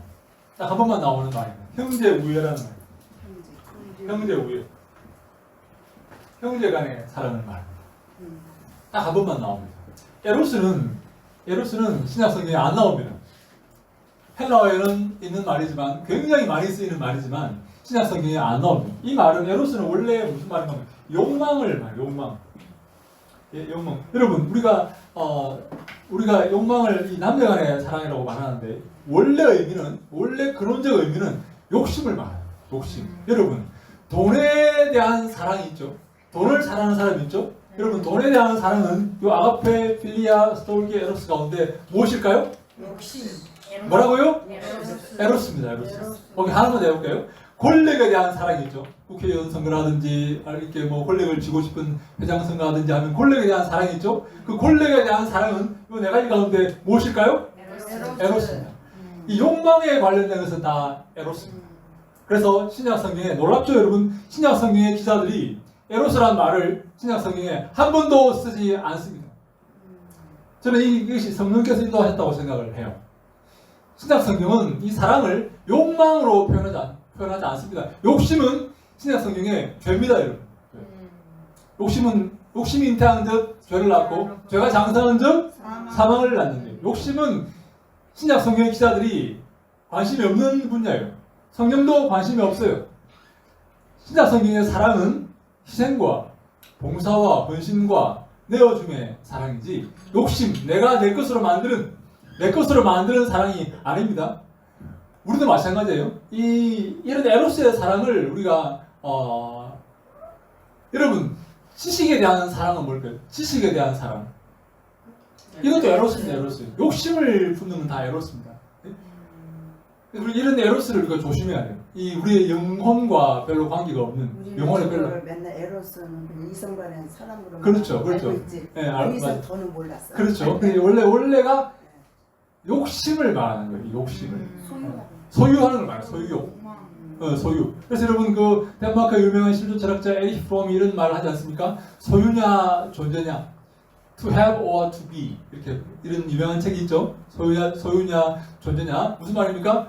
우리 인생의 가장 중요한 것은 소유하는 게 아니라 내가 어떤 사람이 되느냐, 어떤 존재가 되느냐가 중요한 거지 무엇을 소유하는 게 중요한 게 아니라. 그게 바로 이제 에리히 프롬의 소유냐 존재냐라는 책의 그 주제입니다. 그래서 우리 신약에 나와 있는 신약 성경에 나오는 사랑은 아가페와 필리아와 스톨게인데 이 모두는 희생과 양보 헌신의 그런 용어이다. 특별히 아가페는 말했죠. 제가 말씀드렸죠. 철저한 감정이 완전히 배제된 철저한 이성적이고 냉철한 그런 변하지 않는 감정에 따라 변하지 않는 그런 사랑입니다. 우리도 이 사랑을 목표로 나아가야 되는 것입니다. 에로스는 감정으로 계속 변화하죠. 그렇죠. 에로스는 바로 그겁니다. 에로스는 감정과 관련이 있어요. 에로스는 감정과 관련이 있어요. 감정에 따라 변화하는 거예요. 욕심, 여러분 그 권력에 대한 욕심이 변화합니다. 그죠? 좀 있으면 권력을 차지하면 해보면 이게 별거 아니라는 걸 알거든요. 그죠? 여러분 명예에 대한 욕심이 있어요. 명예에 대한 욕심. 네? 돈이 아무리 많아도 명예에 대한 욕심을 가진 사람이 있어요. 여러분 근데 명예를 차지해보면 그게 별게 아니라는 것을 알게 돼요. 그럼요 그 욕심이 식어져요. 이런 게 바로 에로스라는 거예요. 에로스. 욕심을 말하는 거예요. 이게 다 에로스예요. 이거는 한 번 더 말씀드리면 감정과 관련되어 있어요. 여러분 그래서 우리가 이 성경을 잘 읽고 하나님의 말씀을 잘 이해하기 위해서 이 감정을 내려놓는 연습을 좀 해야 돼요. 왜냐하면 성경은 아가페의 정신으로 기록되어 있기 때문에 그렇습니다. 내가 좀 기분 나쁘면 변하고 기분 나쁘면 이랬다가 뭐 하나님을 등 돌리고 이런 사람은 안 되는 거예요. 그래서 여러분 충성이라는 이 피스티스라는 말은 충성이라는 말은 어떠한 경우도 배신하지 않는 것을 말해요. 내가 기분 나쁘더라도 내가 여러분 이 카도시라는 이 의라는 말도 말이에요. 이 디카요시는 의라는 말도 마찬가지예요. 하나님과의 바른 관계를 말하는 거예요. 내가 기분 나쁘다고 내가 변하고 파괴할 수 있는 게 아니에요. 이 의라는 말은 이 째데크라는 말은 하나님과 나와의 관계를 말해요. 그래서 내 기분과 상관없습니다. 어떤 하나의 그 표지와 어떤 정신과 철저한 냉철한 이성으로 이 관계는 이루어지는 거예요. 내 감정으로 틀어질 수 있는 게 아니에요. 내 감정으로 틀어진다면 그건 바른 관계가 아니에요. 그 관계를 어떻게 믿겠습니까? 내 감정에 따라서 움직이는데 그 관계를 어떻게 믿겠어? 안 되는 거예요. 그래서 성경에 우리가 성경을 읽으실 때 제가 당부를 하나 드리면 내 감정을 내려놓는 연습이 필요해요. 내 감정을 이런 감정이 풍부한 사람 있죠? 아침에 이랬다가 저녁에 이랬다가 감정이 풍부한 사람 있죠? 그죠? 이런 감정을 내려놓는 연습을 해야 돼. 안 그러면 성경을 읽을 때 잘 이해가 안 되는 경우가 있어요. 아까 뭐라고 그 질문했죠? 우리 아까 무슨 질문했죠? 그 누가복음에 대해서 질문한 거 있죠? 예, 누가복음 9장 아까 말미에 하셨던 19장부터 22절까지 예. 지금 베드로가 지금 고백을 한 거를 예. 사람들이 보기에는 칭찬할 그런 고백인데도 불구하고 예. 예수님을 경고하사라는 강력한 말을 지금 하시는 것 같아요. 네, 맞아요. 네, 베드로의 고백은 하나님의 그리스도입니다라고 이렇게 고백을 했는데 예수님께서 갑자기 경고합니다. 그렇게 하지 말라. 그리고 인자가 어떻게 되는지 이야기합니다. 여러분 이해가 됩니까? 이 베드로의 이 고백과 예수님과의 대화가 베드로와 예수님과의 대화가 이해가 되십니까? 하나님의 그리스도입니다. 이 말이 왜 경고를 받아야 될 말이죠? 하나님의 그리스도, 베드로 예수님 그리스도 아닙니까? 하나님께서 오신 그리스도 아닙니까? 예수님께서 경고하는 그렇게 하지 말라는 왜? 베드로의 마음속에 다윗적인 메시아의 그런 마음이 들어있는 거예요. 그래서 마가도 그렇게 보도하고 있어요. 그래서 마태는 심지어 그러다가 좀 더 더해가지고 베드로가 예수님께 사탄아 물러가라라고 이렇게 정죄를 당했다고 고백을 기록합니다. 이런 애굽의 생각, 이런 풍요의 생각, 다윗적인 생각, 이 생각을 베드로가 갖고 있으면서 그렇게 하나님의 그리스도입니다라고 말했기 때문에 예수님께서 경고하신 그렇게 그 말 하지 말라고, 딴 데 가서 이런 말 하지 말라고 경고하신 거예요. 그리고 예수님께서 말씀하신 거예요. 인자가 고난받고 죽고 부활하여서 3일 만에 부활하여서 영생을 너희들에게 선물할 것이라는 것을 예수님께서 비로소 말씀하신 거예요. 다니엘적인 메시아의 모습을 말씀을 하시는 것입니다. 이해가 됐습니까? 이제 완전히 됐어요. 이해됐습니까? 전혀 이렇게 세 절밖에 안 되지만 네. 서로 따로따로 이렇게 놀고 있는 것 같은데 좀 알고 봤더니 한 맥을 이루고 있는 거예요. 그럼요. 왜 예수님께서 이런 말씀을 하시고 왜 베드로가 이런 질문을 했고 이런 답변을 했고 예수님이 왜 이런 말씀을 하시고 또 이어서 예수님께서 왜 이런 말씀을 하시는지 이 배경을 모르면 이해가 안 됩니다. 성경을 읽어도 이해가 안 돼요. 엉뚱한 소리를 하게 되는 거예요. 아까 우리 전사님 질문하셨죠? 이 물이 그 죽음을 상징한다는 거죠.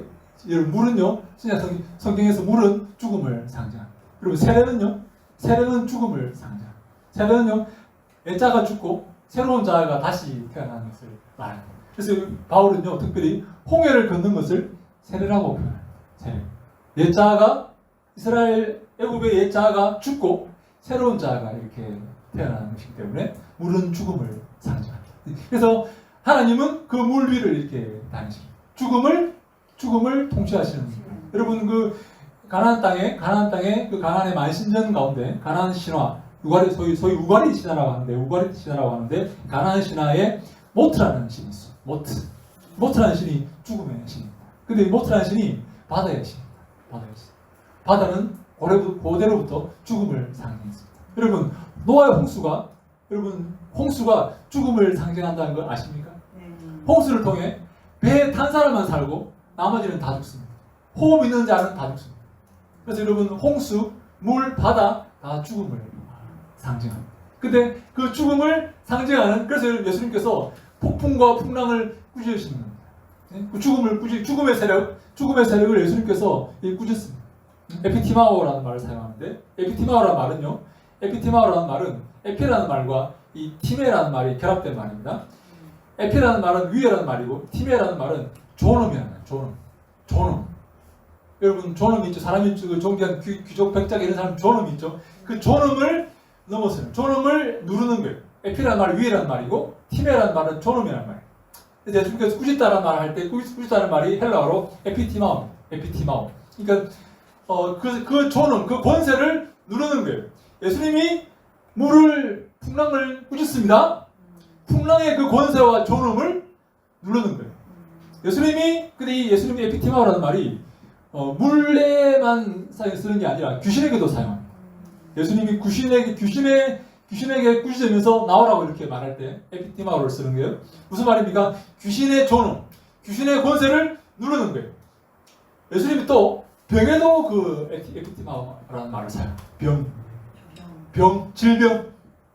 무슨 말입니까? 질병의 권세를 누르는 거예요. 너 떠나라고 꾸짖는 거예요.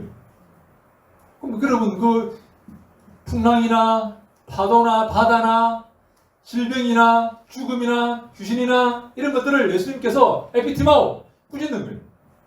예수님이 꾸짖으면 그들이 예수님 말씀에 복종해야 됩니까? 아니면 저항해야 됩니까?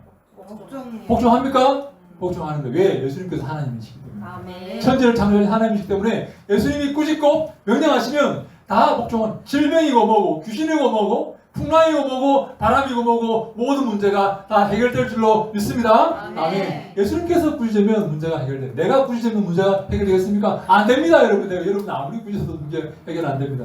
예수님께서 꾸짖으시면 문제가 해결되는 거예요. 예수님의 그 권세, 하나님의 아들이기 때문에 예수님께서 꾸짖으면 문제가 해결될 줄로 믿습니다. 그래서 우리가 이 모든 것을 예수님께 맡겨야 돼요. 제가 말씀드렸죠. 신약 성경의 주제는 바로 예수가 하나님이다.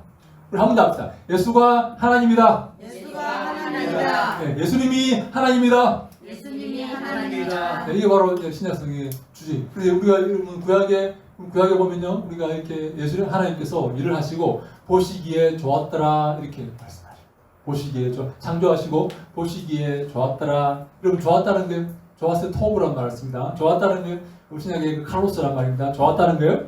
여러분 어떻게 할 때 문제가 해결되고 좋아진다고요? 하나님이 개입하시면 문제가 해결되고 좋아집니다. 하나님이 개입하실 때, 하나님 일하실 때 보시기에 좋았더라가 되는 것입니다. 이게 창조의 원리입니다. 우리의 삶에 하나님이 개입하시기를 우리가 기도해야 될 줄로 믿습니다. 하나님이 개입해야 돼요. 여러분의 삶 속에 하나님이 개입하시기를 바랍니다. 하나님이 여러분들을 바라보실 때에 정말 마음이 시원하고 정말 기쁘고 정말 즐거운 그런 주의 종들이 다 되시기를 바랍니다. 하나님이 여러분들을 바라보실 때 짜증나고 쟤는 왜 저래? 쟤는 왜 이렇게 문제만 이렇게 일으키지? 여러분 그러면 안 됩니다. 절대 그러면 안 되겠죠? 그래서 여러분들이 기도할 때 너는 조용히 해 이렇게 하면 안 되는 거예요. 우리가 기도할 때 참 저 아이가 기도하는구나. 내가 개입해 줘야겠다. 천사들에게 너 가서 좀 이렇게 해결해 줘라. 이렇게 이런 하나님이 기뻐하시는 그런 존재들이 다 될 수 있기를 바랍니다. 아멘. 근데 아까 여러분 제가 그 중요한 말을 했는데 아까 어떤 우리가 이쪽으로 이렇게 가야 되는데 하나님이 제일 싫어하는 게 있습니다. 이쪽으로 다시 돌아가려고. 애굽으로 죄의 상징 애굽으로 다시 돌아가려고 하는 것입니다. 근데 여러분 이 많은 사람이 아까 말씀드렸죠? 외우기 쉽습니다. 요한복음 6장 66절 많은 제자들이 다시는 떠나가고 다시는 예수와 함께 다니지 아니하였더라. 이렇게 이 구원열차가 출발했습니다. 에클레시아 많은 사람이 선발되었습니다. 부름 받았어요. 이제 저 천국으로 가고 있습니다. 하고 있는데 예수님께서 말씀하시니까 하나님께서 말씀하시니까 성경이 우리에게 선포하니까 그 말씀을 듣고 다시 돌아간다. 이리로 가는 게 아니라 다시 돌아간다. 다시 돌아가는 사람이 있습니다. 여기에 매몰되어서 이런 관점, 다윗적인 메시아의 그 관점을 가지고 있는 사람은 안타깝지만 다시 돌아가서 구원받지 못합니다. 여러분 제가 오늘 여러분과 함께 한 가지만 더 말씀을 드리고 싶은 것은 바로 세례 요한 이야기입니다. 세례 요한 한번 찾아볼까요? 마태복음 11장 한번 찾아봅시다.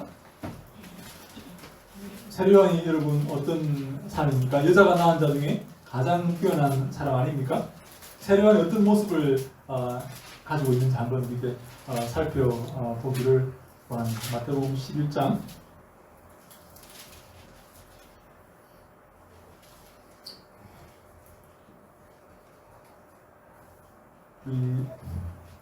2절부터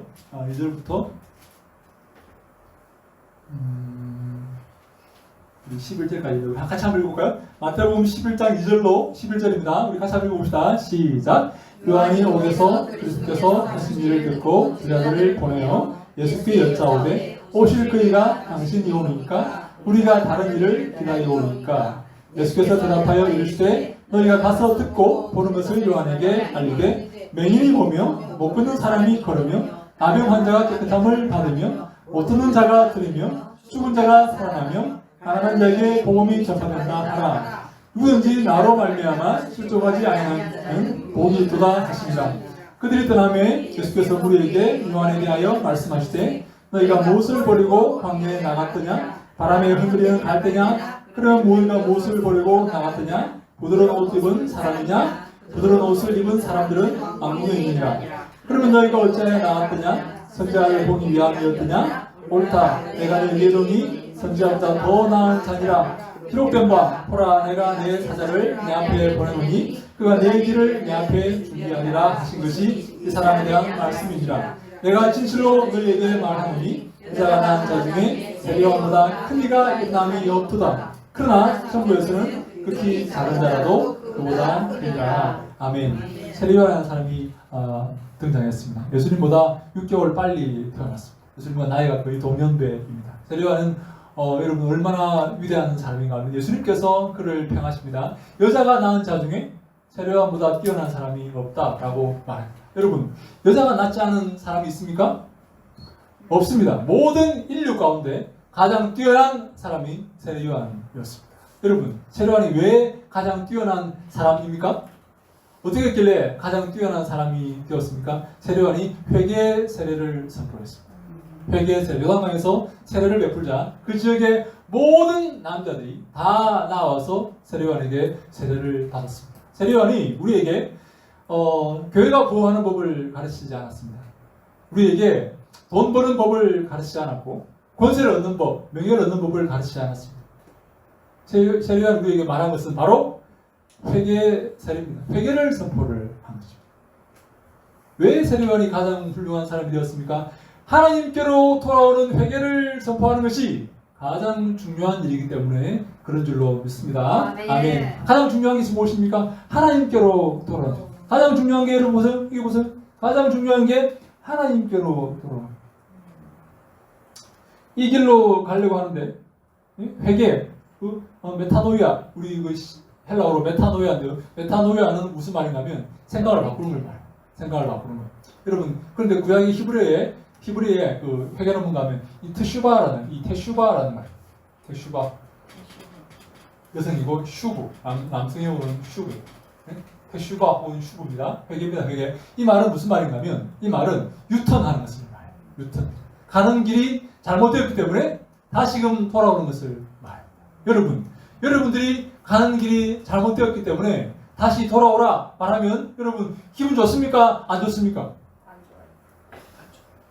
안 좋죠. 내가 지금 준비 다 해가지고 가는데 내가 계획에 가는데 그게 틀렸다고 다시 돌아오라고 말하면 기분 안 좋죠. 그죠? 여러분 이 회개는요 얼마나 모욕적인지 몰라요. 이 세상 사람들에게 회개를 선포하는 게 그들에게 얼마나 모욕적인지 몰라요. 왜? 너희들이 가는 그 길이 지금 틀렸고 잘못되었다는 선포이기 때문에 그렇습니다. 여러분 이 회개 선포 앞에 그 사람들이 많은 사람들이 회개를 선포할까요? 선포하지 않을까요? 안 해요. 왜? 돌로 쳐 죽입니다. 기분 나쁘니까.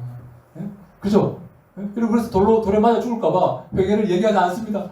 잘한다 그러고 복 받으라 그러고 이렇게 하지 틀렸다고 지적하지 않습니다.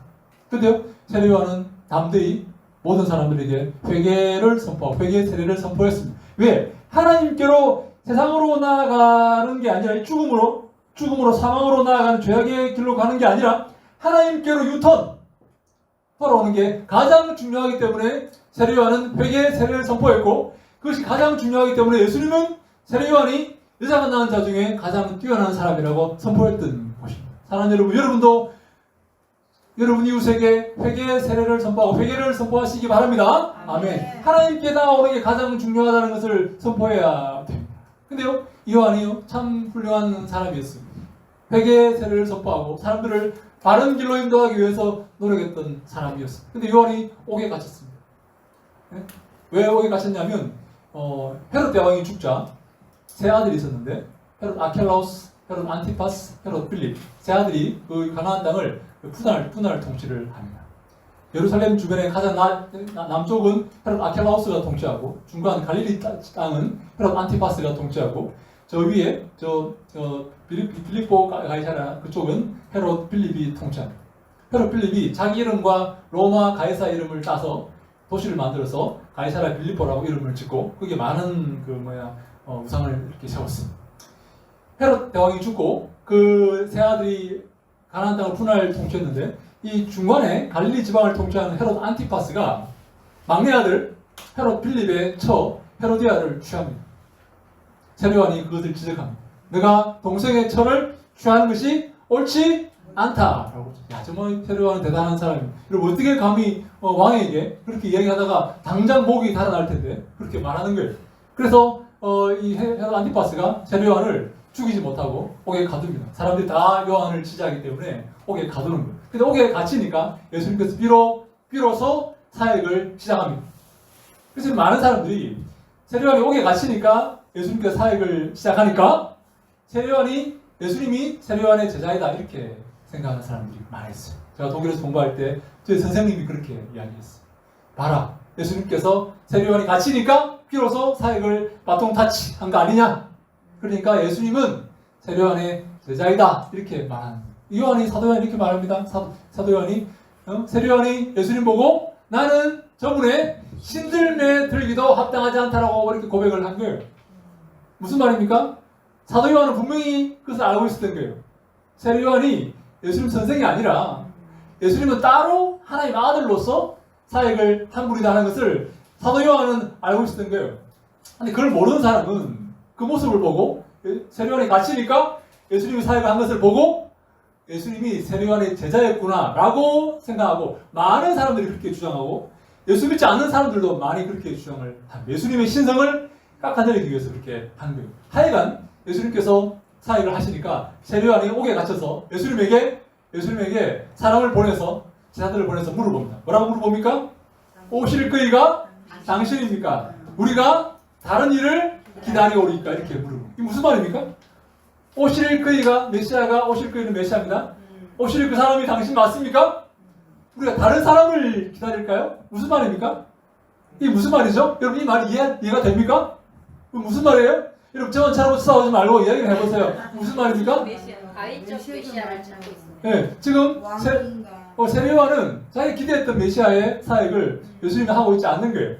세례 요한은 무엇을 기대했습니까? 다윗적인 왕적인 그 메시아의 사역을 기대하고 로마의 권세를 접어쓰고 이스라엘을 회복할 그런 메시아를 기대했는데 이 여자가 낳은 자 중에 가장 뛰어난 세례 요한이 아직도 다윗적 메시아에 그 매몰되어 있는 거예요.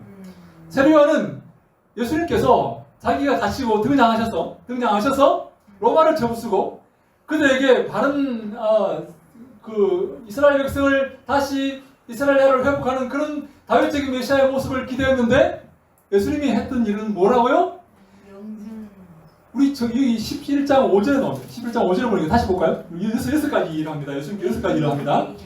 다시 11장 5절에 예수님께서 하신 일을 볼까요? 자, 11장 5절 말씀 한 번 더 마태복음 11장 5절 말씀 한 번 들으십니다. 시작. 맹인을 보며 못 걷는 사람이 걸으며 나병 환자가 깨끗함을 받으며 못 듣는 자가 들으며 죽은 자가 살아나며 가난한 자에게 복음이 전파된다 하라. 아멘. 여러분 맹인이 본다는 말은 그냥 속이 눈 뜬다는 말이 아니에요. 영적인 눈을 뜬다는 말입니다. 여러분 성경 읽을 때 기억하세요? 맹인 나오잖아요. 그냥 눈 먼 사람을 고치는 게 아니에요. 영적인 의미를 갖고 있습니다. 반드시 영적인 의미를 갖고 있어요. 꼭 여러분 기억하셔야 됩니다. 안전병 일으킵니다. 안전병 일으키면 그냥 일어나서 가는 게 아니에요. 이 사람이 일어나서 성전으로 가는 것을 의미합니다. 다시 말해 영적인 구원을 말하는 거예요. 귀머리가 여러분 귀가 열립니까? 그냥 그게 그 의미 아니에요. 하나님 말씀을 듣게 된다는 그런 의미입니다. 여러분 제 말이 이해됩니까? 이해되십니까? 반드시 그렇게 여러분 생각하셔야 됩니다. 왜냐하면 어떻게 그걸 그렇게 이렇게 너무 황당하게 영적인 그렇게 이렇게 뜬구름 잡는 식으로 그렇게 해석합니까? 아닙니다. 여러분. 반드시 사도 요한이나 성경의 저자들은 그렇게 연결시켜서 해석하고 있어요. 고쳐서 여러분 그냥 고치는 게 아니에요. 그냥 이렇게 손 마른 자를 고치는 게 아니에요. 고쳐서 반드시 제사장에게 보이라고 말해요. 무슨 말입니까? 하나님께로 나아가게 만들기 위해서 고치는 것이에요. 아멘. 하지만 영적인 의미가 있는 거예요. 이 고치는 그냥 육신적인 병을 고치는 게 아니에요. 병을 고쳐서 하나님께 나아가서 하나님을 배우라고 그렇게 보이라고 하나님께 그렇게 고치는 것이. 영적인 의미를 배제하면 아무것도 아니에요. 이거. 뭐 고치는데 다시 고쳐서 일어나서 다시 죄를 더 지으면 어떡할 거예요? 육신적인 의미는 아무 의미도 있는 게 아니에요. 성경 읽을 때 반드시 여러분 기억하실 요한복음 8장에도 마찬가지입니다. 예? 눈먼 자를 고치는데 바리새인들이 이게 얘가 옛날부터 눈먼 자냐 뭐 지금 뭐 했냐 자기 부모가 와가지고 얘기합니다. 그 대화는 무슨 얘기입니까? 눈먼 소경을 고치는 게 아니에요. 바리새인들의 영적 소경을 지금 고발하고 있는 거예요. 근데 영적으로 소경이 되었기 때문에 지금 예수님이 이 소경을 고쳤다는 이 메시지, 예수님이 하나님의 아들이라는 메시지를 보지 못하고 있다는 것을 고발하고 있는 거예요. 그냥 소경을 고치고 그걸 끝나 소경 고쳐서 눈 떴는데 더 많은 죄를 지으면 어떡할 거예요? 그 의미가 아니에요. 이 영적인 눈을 떴고 얘는 영적인 눈을 뜨게 되었고 예수를 알아보게 되었고 바리새인들은 영적인 소경이다 하는 것을 지금 예수님께서 고발하고 있는 것입니다. 그 사건을 통해서. 여러분 그래서 우리 이 영적인 소경이랄지 이런 못 듣는 자가 들으면 죽은 자가 살아나면 죽은 자가 살아나서 더 많은 죄를 지으면 어떡할 거예요? 이건 영적인 의미를 말하는 거예요. 하나님께 나오는 것을 말하고 가난한 자에게 복음이 전파된 자라. 그래서 이 가난한 자에게 실제적으로 영적인 복음이 선포되는 그것을 말하는 예수님의 사역은 지금 베드로는 세례요한은 지금 다시금 다윗적인 메시아 이스라엘을 회복하고 로마를 쳐고 이스라엘을 회복하는 이 다윗적인 메시아를 이 여자가 낳은 자 중에 가장 뛰어난 세례요한은 여전히 로마를 접어쓰고 이스라엘 회복하는 그런 얘기를 하지만 예수님은 뭘 말합니까? 영적인 사역을 통해서 이들을 하나님께로 인도할 영적인 메시아, 아까 말씀드렸듯이 믿음으로써 영생을 얻는 그 메시아의 사역을 얘기하고 있다는 것입니다. 다시 말해 여자가 낳은 자 중에 가장 뛰어난 이 세례요한은 예수님의 사역을 이해하지 못하고 있는 거예요. 여러분 무슨 말인지 이해하시겠습니까? 그래서 예수님께서 이렇게 말합니다. 11절에 보니까 내가 진실로 너희에게 말하노니 여자가 낳은 자 중에 세례요한보다 큰 이가 일어남이 없도다. 그러나 천국에서는 가장 작은 자라도 그보다 크니라. 천국에서 꼴찌라. 세례요한이 천국에서 꼴찌입니다. 여자가 낳은 자 중에 가장 뛰어난 세례요한이 천국에서 꼴찌입니다. 왜 여러분 세례요한은 여자가 낳은 자 중에 가장 뛰어난 사람으로서 예수님의 이 사역을 이해하지 못했을까요? 그래서 제자들을 보내가지고 예수님 오실 거리가 당신 맞습니까? 다른 일을 기다릴까요? 이렇게 어이없는 말을 할 수밖에 없었을까요? 왜 세례요한은 예수님의 사역을 이해할 수 없을까요? 여러분 이 놀라운 이런 구도는 사도 요한도 이렇게 말하고 있어요. 이것은요 사람의 능력과 사람의 실력으로 하나님의 비밀을 알 수가 없다는 것을 우리에게 선포하고 있는 거죠. 아멘. 여러분 가장 뛰어난 세례요한이 예수님의 사역을 이해하지 못한다면 우리는 예수님 사역을 이해할 수가 있겠습니까? 없어요. 무슨 말입니까? 여러분 부자가 천국에 들어가지 못한다는 말은 무슨 말입니까? 당시의 부는요. 부는 지금도 많은 사람이 그렇게 생각하고 있습니다. 부는 능력을 상징하는 능력. 그죠? 여러분 돈으로 안 되는 일이 있습니까? 그럼 제가 놀라지 마십시오. 제가 아는 어떤 대형교회 목사님이 저한테 그런 말을 하는 거예요. 이 목사 돈으로 안 되는 일이 어딨어. 돈으로 안 되는 일이 어딨어. 왜? 자기가 해보니까 돈으로 다 되거든요. 사람 움직일 수 있거든요. 네? 기자를 포섭하고 저 국회의원을 포섭하고 네? 후원금을 주면서 움직이고 여러분 돈으로 안 되는 일이 어딨어. 여러분 돈으로 안 되는 일이 없을 수도 있죠. 돈으로 많은 일을 할 수 있죠. 여러분 근데요 부자가 천국에 못 들어간다는 말은 무슨 말입니까? 인간의 능력으로 천국에 들어갈 수 없다는 것을 선포하는 거예요. 내 힘으로 천국에 들어갈 수 없다. 내 능력으로 내 실력으로 당시의 돈이 만몬이라는 돈이라는 것은 바로 그걸 상징해요. 인간의 능력을 상징합니다. 세례요한이 예수님의 사역을 이해하지 못하는 거예요. 사도 요한은 뭘 말합니까? 니고데모가 예수님의 사역을 이해하지 못한다고 설명합니다.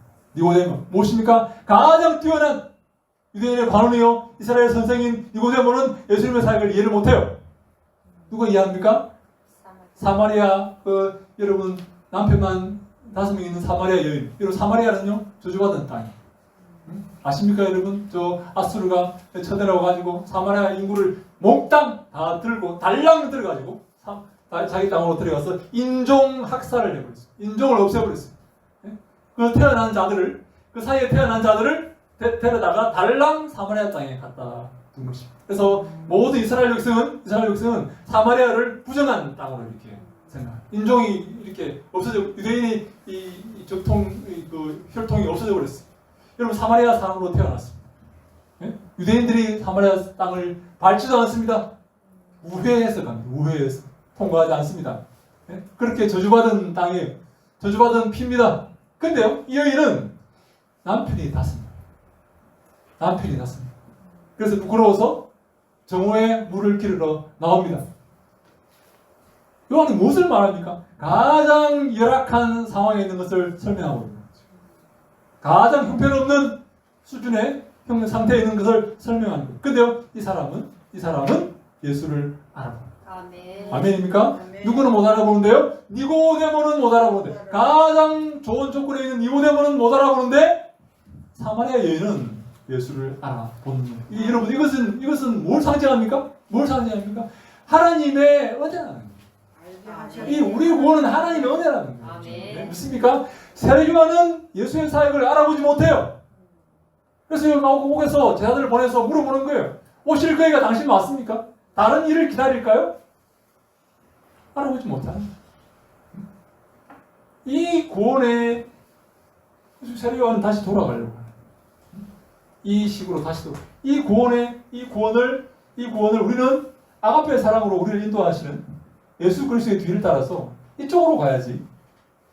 예수 그리스도의 그 구원의 원리가 뭐라고요? 믿음으로써 영생을 얻는, 고난과 핍박과 믿음으로써 죽음과 부활로써 그것을 믿음으로써 영생을 얻는 하나님의 나라로 들어가는 이 하나님께서 제시하신 하나님 주권주의의 구원의 방식, 이것으로 우리가 순종하고 이쪽으로 나아가야지.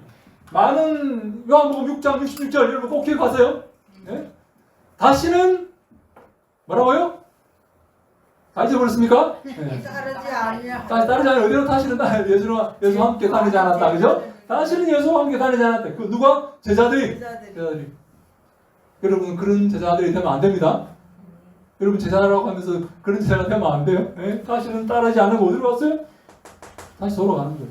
하나님 가장 싫어하는 이 삶을 살면 안 돼요. 성경이 이것을 우리에게 외치고 있는 것입니다. 다시는 돌아가지 말라. 돌아가면 죽는다. 애굽으로 돌아가는 것을 하나님이 제일 싫어하십니다. 제일 싫어하는 거예요. 다시 돌아가는 것. 풍요의 신으로 돌아가는 것. 만몬으로 돌아가는 것. 여러분 이번에 파리 올림픽의 폐막식에서 소가 나와서 한 거 아세요 여러분? 네. 보셨어요? 예, 소는 뭘 상징합니까 여러분? 소는 뭘 상징합니까? 예, 송아지는 왜 아론의 송아지는 뭘 상징합니까? 애굽의 신 세트를 상징합니다. 풍요의 신을 상징하는 거예요. 그거를 여러분 대놓고 그 만백성이 쌓아보는 올림픽 폐막식에서 그 소를 등장시켜서 그렇게 기독교를 모욕하는 것. 여러분 개회식에는 여러분 어떤 게 나오는지 아십니까? 여러분 그 레오나르도 다빈치의 죄의 만찬을 이렇게 그려놓으면서 거기서 온갖 여자가 등장하고 온갖 동생애가 등장하고 그렇게 만들어 놨어요. 뭘 상징합니까 여러분? 예? 기독교를 모독하는 거예요. 예? 모독하는 건 뭡니까? 하나 예수 그리스도가 제시하신 참된 길, 구원의 길, 이쪽으로 가는 그 길을 모독하고 이쪽으로 이끌고 가는 거예요. 세트 뭡니까 여러분? 아론의 송아지가 뭘 상징합니까 여러분? 예? 애굽의 신이 뭘 상징합니까? 다시 애굽으로 돌아가자는 것이 바로 여러분 그 파리올림픽의 그 집행부의 의도 아닙니까 여러분? 거기에 우리가 그걸 보고 분노할 줄 알아야 되는 거예요. 예? 잘못되었다. 이 길로 가야 되는데 많은 사람들이 우리를 이 성경 말씀 붙들고 살아가는 저리로 가야 되는데 기뻐하며 감사하며 그래서 이 성경 말씀을 듣고 즐거워하면서 이쪽으로 가야 되는 우리에게 기분 나쁘게 만들어서 하와에게 기분 나쁘게 만들듯이 이 기분 나쁘게 만들어서 이 거꾸로 이렇게 이끌고 가려는 이 세력, 이 마귀의 세력을 우리가 분별해서 우리는 남은 인생을 주의 말씀 즐거워하면서 주의 아가페를 기억하면서 절대로 감정이 개입되지 않고 하나님만 의지하는 야곱의 사랑을 기억하면서 하나님의 나라로 가야 될 줄로 믿습니다. 이것이 바로 성경이 우리에게 선포하고 있는 것이다. 그렇게 말씀드릴 수가 있습니다. 혹시 여러분 이까지 질문 있습니까? 저는요. 네. 그 다니엘 쪽하고 그 저기 다윗 쪽 있잖아요. 네. 근데 그 다니엘 쪽은 이해가 되는 것 같은데 네. 그 다윗 쪽은 좀 네, 다윗적 메시아, 네, 정말 좋은 질문을 하셨어요. 정말 그 사무엘하 7장 8절에서 16절에 보면 이제 이렇게 그 소위 말하는 나단의 신탁이 나오죠. 다윗 언약이 나옵니다. 이 언약은 자세히 살펴보면 이 언약은 참된 메시아를 말씀하는 언약이 맞아요. 근데 많은 이스라엘 사람들이, 많은 유대인들이 이 소위 나단의 신탁, 다윗 언약을 어떻게 해석하냐면 이것을 로마를 군대를 쳐부수고 다윗의 영광을 회복하는 그런 언약으로 해석을 합니다. 그래서 국기에도 다윗의 별을 집어넣고, 그래서 이런 신앙, 이런 이스라엘 백성이, 지금도 이스라엘 백성은 그 이스라엘 나라 사람들은 메시아, 다윗적인 메시아를 추구하고 있어요. 예수를 인정하지 않습니다. 다윗적인 메시아를 지금 기다리고 있어요. 아직도 다윗적 그들이 고대했던 다윗적 메시아가 오지 않았다고 생각을 하고 기다리고 있는 거예요. 그들의 생각을 그래서 이걸 다른 말로 민속 메시아 사상이다 이렇게 말해요. 민간 메시아 사상, 민속 메시아 사상. 원래 이 다윗의 이 언약은, 이 나단의 신탁은 원래 그런 의미가 아니지만 이스라엘 백성들이 이것을 그렇게 전성시켜 온 겁니다. 민속 메시아 사상.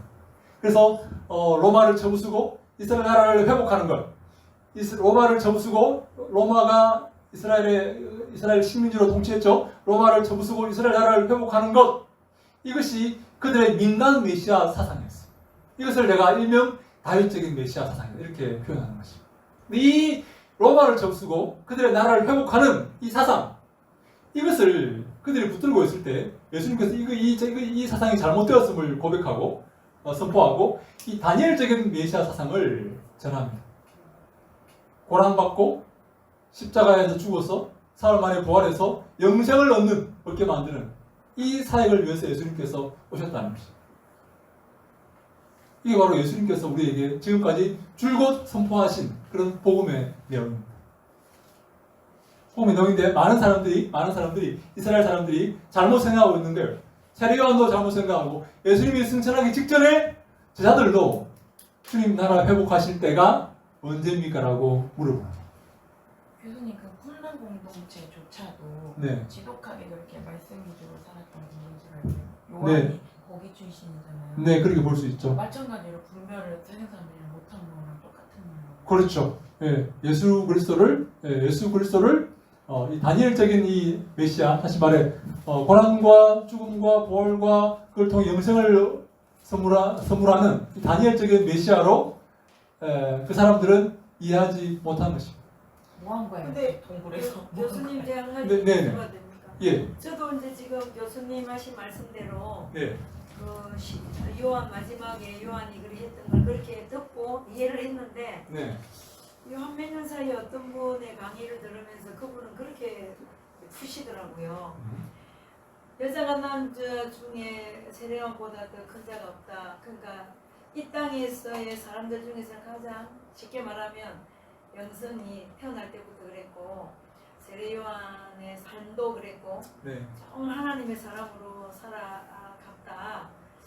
그러면서 이제 그분이 해석하는 건 이런 설이 있는지 제가 여쭤보는 거예요. 네, 이렇게 우리가 기다리는 사람이 당신입니까? 이렇게 제자들에게 물을 때 세례요한은 확실하게 예수님이 메시아인 걸 100% 뱃속에서부터 믿었고 또 삶 가운데 그렇게 믿었는데 근데 제가 자기가 죽을 날이 얼마 안 남은 걸 알고 이제 자기 죽고 나면 자기 남은 그 제자들에게 한 번 더 좀 믿음을 심어주기 위해서 예수님께 가서 좀 여쭈봄으로 해서 다시 한 번 더 예수님에 대한 메시아 내가 누구라는 것에 대해서 확실한 고백을 듣게 하려는 제자들을 생각하고 제자들에게 한 번 더 확인시켜주기 위해서 네, 그걸 묻게 했다. 네, 세례요한은 죽어도 의심하지 않았다. 네. 여자 중에 가장 큰 자였다. 그렇게 해석하시는 분이 있더라고요. 여기 11절에 우리가 이렇게 말씀하시는 거예요. 여자가 낳은 자 중에 세례요한보다 큰 이가 일어남이 없도다. 그러나 천국에서는 지극히 작은 자라도 그보다 크니라. 근데 그거를 이제 어떻게 해석하냐면은 네. 그러니까 천국에서는 네. 아무리 이 땅에서 뭐 우리 세례 요한을 비롯해서 많은 믿음의 선진들이 있고 이 땅에서 우리가 사는 동안만큼은 영적인 것이든 천국의 것이든 다 영의 눈이 확 안 열리잖아요. 천국 가봐야 다 알죠. 그러니까 아무리 이 땅에서 최고의 수준의 영성을 가진 세례 요한이라 할지라도 천국에 그가 있는 영혼들의 제일 낮은 단계보다는 이 구절이 지금 세례 요한을 책망하는 겁니까? 칭찬하는 겁니까? 책망하고 있죠? 책망하는 건데 이렇게 해석하시는 분이 있더라고요. 뭐 미안하지만 저는 뭐 이렇게 뭐 본인 각자 이렇게 나름대로 해석할 수 있겠죠. 근데 제가 볼 때는 뭐 이렇게 뭐 그런 해석보다는 그런 해석이 아니라 그래서 세례 요한을 책망하고 있어요. 책망하는 것입니다. 세례 요한을 세례 요한이 여자가 낳은 자 중에 가장 뛰어난 사람이었지만 왜 회개의 세례를 선포해서 했기 때문에 가장 뛰어난 사람이었지만 그는 예수 그리스도가 누군지 이해하지 못하고 있는 거예요. 그러면 그렇게 가복에서 죽기 직전에 그렇게 네. 제자를 보내서 물어보기도 하고 했지만 그러면 이런 예수님의 말씀을 통해서 또 제자들이 가서 알렸을 거 아니에요. 보고했을 거 아니에요. 세례 요한은 어쨌든 믿음의 사람이고 구원의 사람이었겠죠. 그리고 예수님께서 천국에 이제 이렇게 갔다고 이렇게 말씀하시는 것 같아요. 예? 천국에서는 가장 꼴찌다 이렇게 말씀하시는 걸 통해서 천국에 가기는 갔을 것이다 이렇게 말하지만 가장 작은 자라도 그보다 크다 이렇게 말함으로써 천국에서 가장 작은 자가 누굴까요? 겨우 구원받은 사람들 아닐까요? 겨우 구원받을 불 가운데서 구원받은 사람들이겠죠, 그죠? 바울에 따르면 근데 그 사람조차 그에게도 미치지 못하는 그런 자이다라고 예수님께서 지금 책망하시는 것이죠. 책망하시는 겁니다. 세례 요한을 책망하십니다. 왜요? 예수 그리스도의 본래 모습, 다니엘적인 메시아의 그 사역을 이해하지 못했기 때문에 그런 것입니다. 다윗적인 메시아 사상에 매몰되어서 여전히 그러한 생각을 버리지 못하고 있기 때문에 예수님께서 그를 책망하고 있는 것이다. 이렇게 볼 수가 있는 것이죠.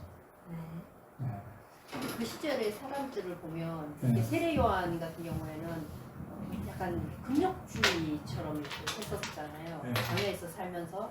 근데 예수님은 세리와 이렇게 이런 아주 그런 사람들하고 먹고 마시고 이런 게 너무 이렇게 대조적으로 이렇게 보여져서 사람들이 좀 오해하기도 좀 쉬웠어요. 네, 우리 그 예수님께서 이제 그렇게 이제 먹기를 탐하는 자라는 그런 별명을 책망을 사람들에게 이렇게 비난을 받을지라도 예수님의 그 사역은 이 땅에서 천국을 실현하는 그런 사역이었습니다. 이 땅에 천국의 세레모니를 보여주는 거예요. 우리 예수님께서 배고파가지고 이렇게 뭘 가지고 이렇게 한 게 아니라 이 땅에서 이 땅이 천국 어떤 모습이라는 것을 보여주시기 위해서 함께 먹고 마시고 한 거예요. 그죠? 물론 세례 요한이 광야에서 금식하고 하는 것도 중요하지만 또 이 땅에서 예수님 말씀하셨죠. 인자가 있을 때, 신랑이 있을 때 어떻게 금식할 수 있느냐 이렇게 말하면서 이 땅에서 먹고 마시고 즐거움을 보여주면서 천국이 바로 이런 곳이다라는 것을 우리에게 말씀하시는 메시지이기 때문에 예수님께서 그냥 이렇게 욕심이 많아가지고 먹고 마셨다는 게 아니고 중요한 것은 뭔가 하면 세례 요한이 아무리 금식을 했다 할지라도 아무리 금욕적인 삶을 살았다 할지라도 예수 그리스도의 사역 하나님께서 보내신 그 예수 그리스도의 구원의 길을 세례 요한은 제대로 이해하지 못했다. 그래서 책망을 받고 있는 거죠. 근데 교수님, 그러면 여기서 제자들이 왔을 때 그 맹인이 보면 못 걷는 사람이 걸으면 이 말씀을 하시잖아요, 예수님께서. 이게 이사야에 있는 말씀이잖아요. 하나님 오시면 이런 것들을 할 거다. 그렇죠. 그러니까 이제 내가 하나님이다 이거를 이제 말씀하시는 거잖아요. 그렇죠. 그럼 요한은 죽을 때까지 그러면 그냥 다윗적인 메시아라고만 알았던 걸까요? 이렇게 말씀하신 거가? 그래서 내가 맞아요.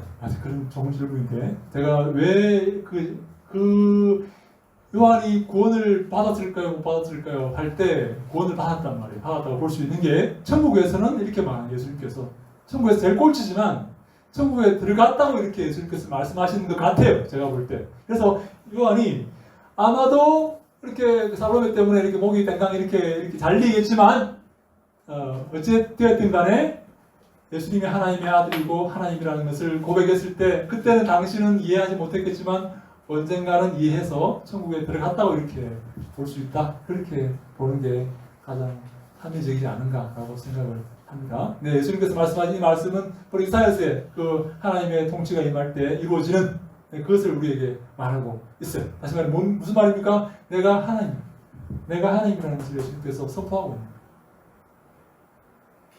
그것이 바로 제가 말씀드렸죠. 신약의 주제이다.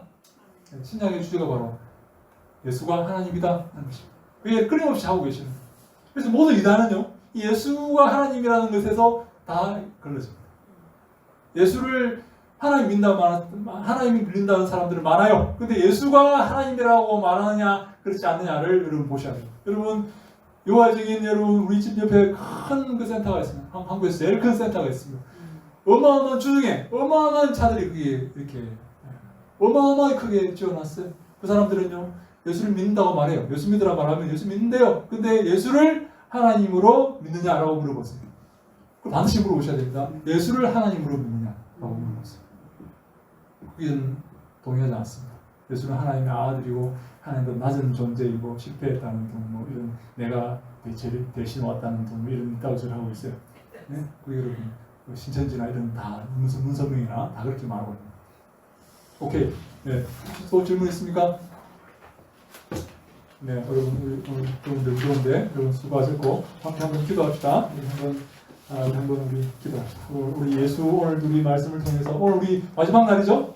네, 여러분 참 우리 한 해 동안 수고 많이 하셨는데 오늘 말씀을 통해서 예수님께서 하나님이시고 우리를 바른 길로 인도하시는 우리 아가페 하나님이시라는 것을 혹시 여러분 기억하시면서 우리가 남은 인생 예수를 붙들고 잘 따르고 우리도 아가페의 사랑으로 형제를 사랑하는 우리가 다 되게 하여 주시옵소서. 기도하시고 우리 임 목사님 기도하시고 마칩니다. 기도합시다.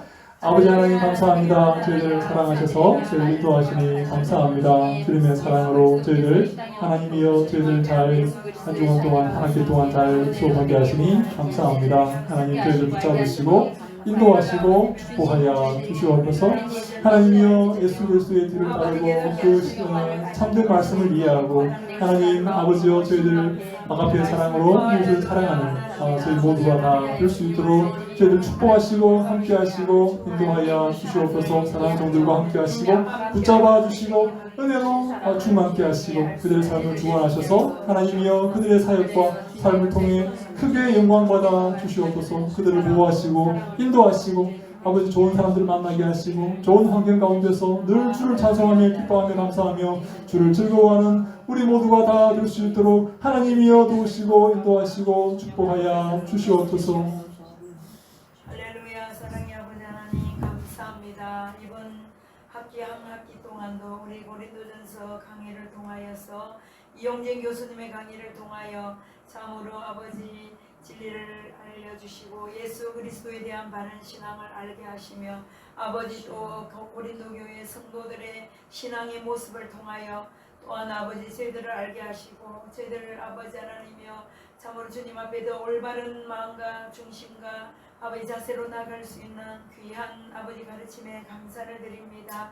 하나님 참으로 우리 영진 교수님 모든 사역 위에 함께하여 주시고 또한 아버지 계획하고 있는 일본 선교가 있습니다. 하나님께서 아버지 계획하여 주시고 진행하여 주시고 아버지 열매 맺게 하여 주시옵소서.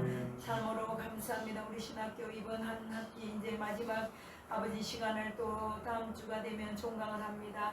하나님 한 학기 배운 모든 것들이 저희들에게 삶이 되게 하시고 생명이 되게 하시고 능력이 되게 하여 주시옵소서. 감사합니다. 이제 모든 삶 가운데 주님만 높여드리고 온전한 믿음 가운데 세상에 물들지 아니하고 세상의 가치관에 아버지 하나님 바라보지 않게 하시고 온전한 중심으로 오직 주 예수 그리스도의 십자가 붙들고 부활의 신앙으로 나갈 수 있도록 축복하여 주시옵소서. 감사하고 예수 그리스도 이름으로 기도드리옵나이다. 아멘. 감사합니다.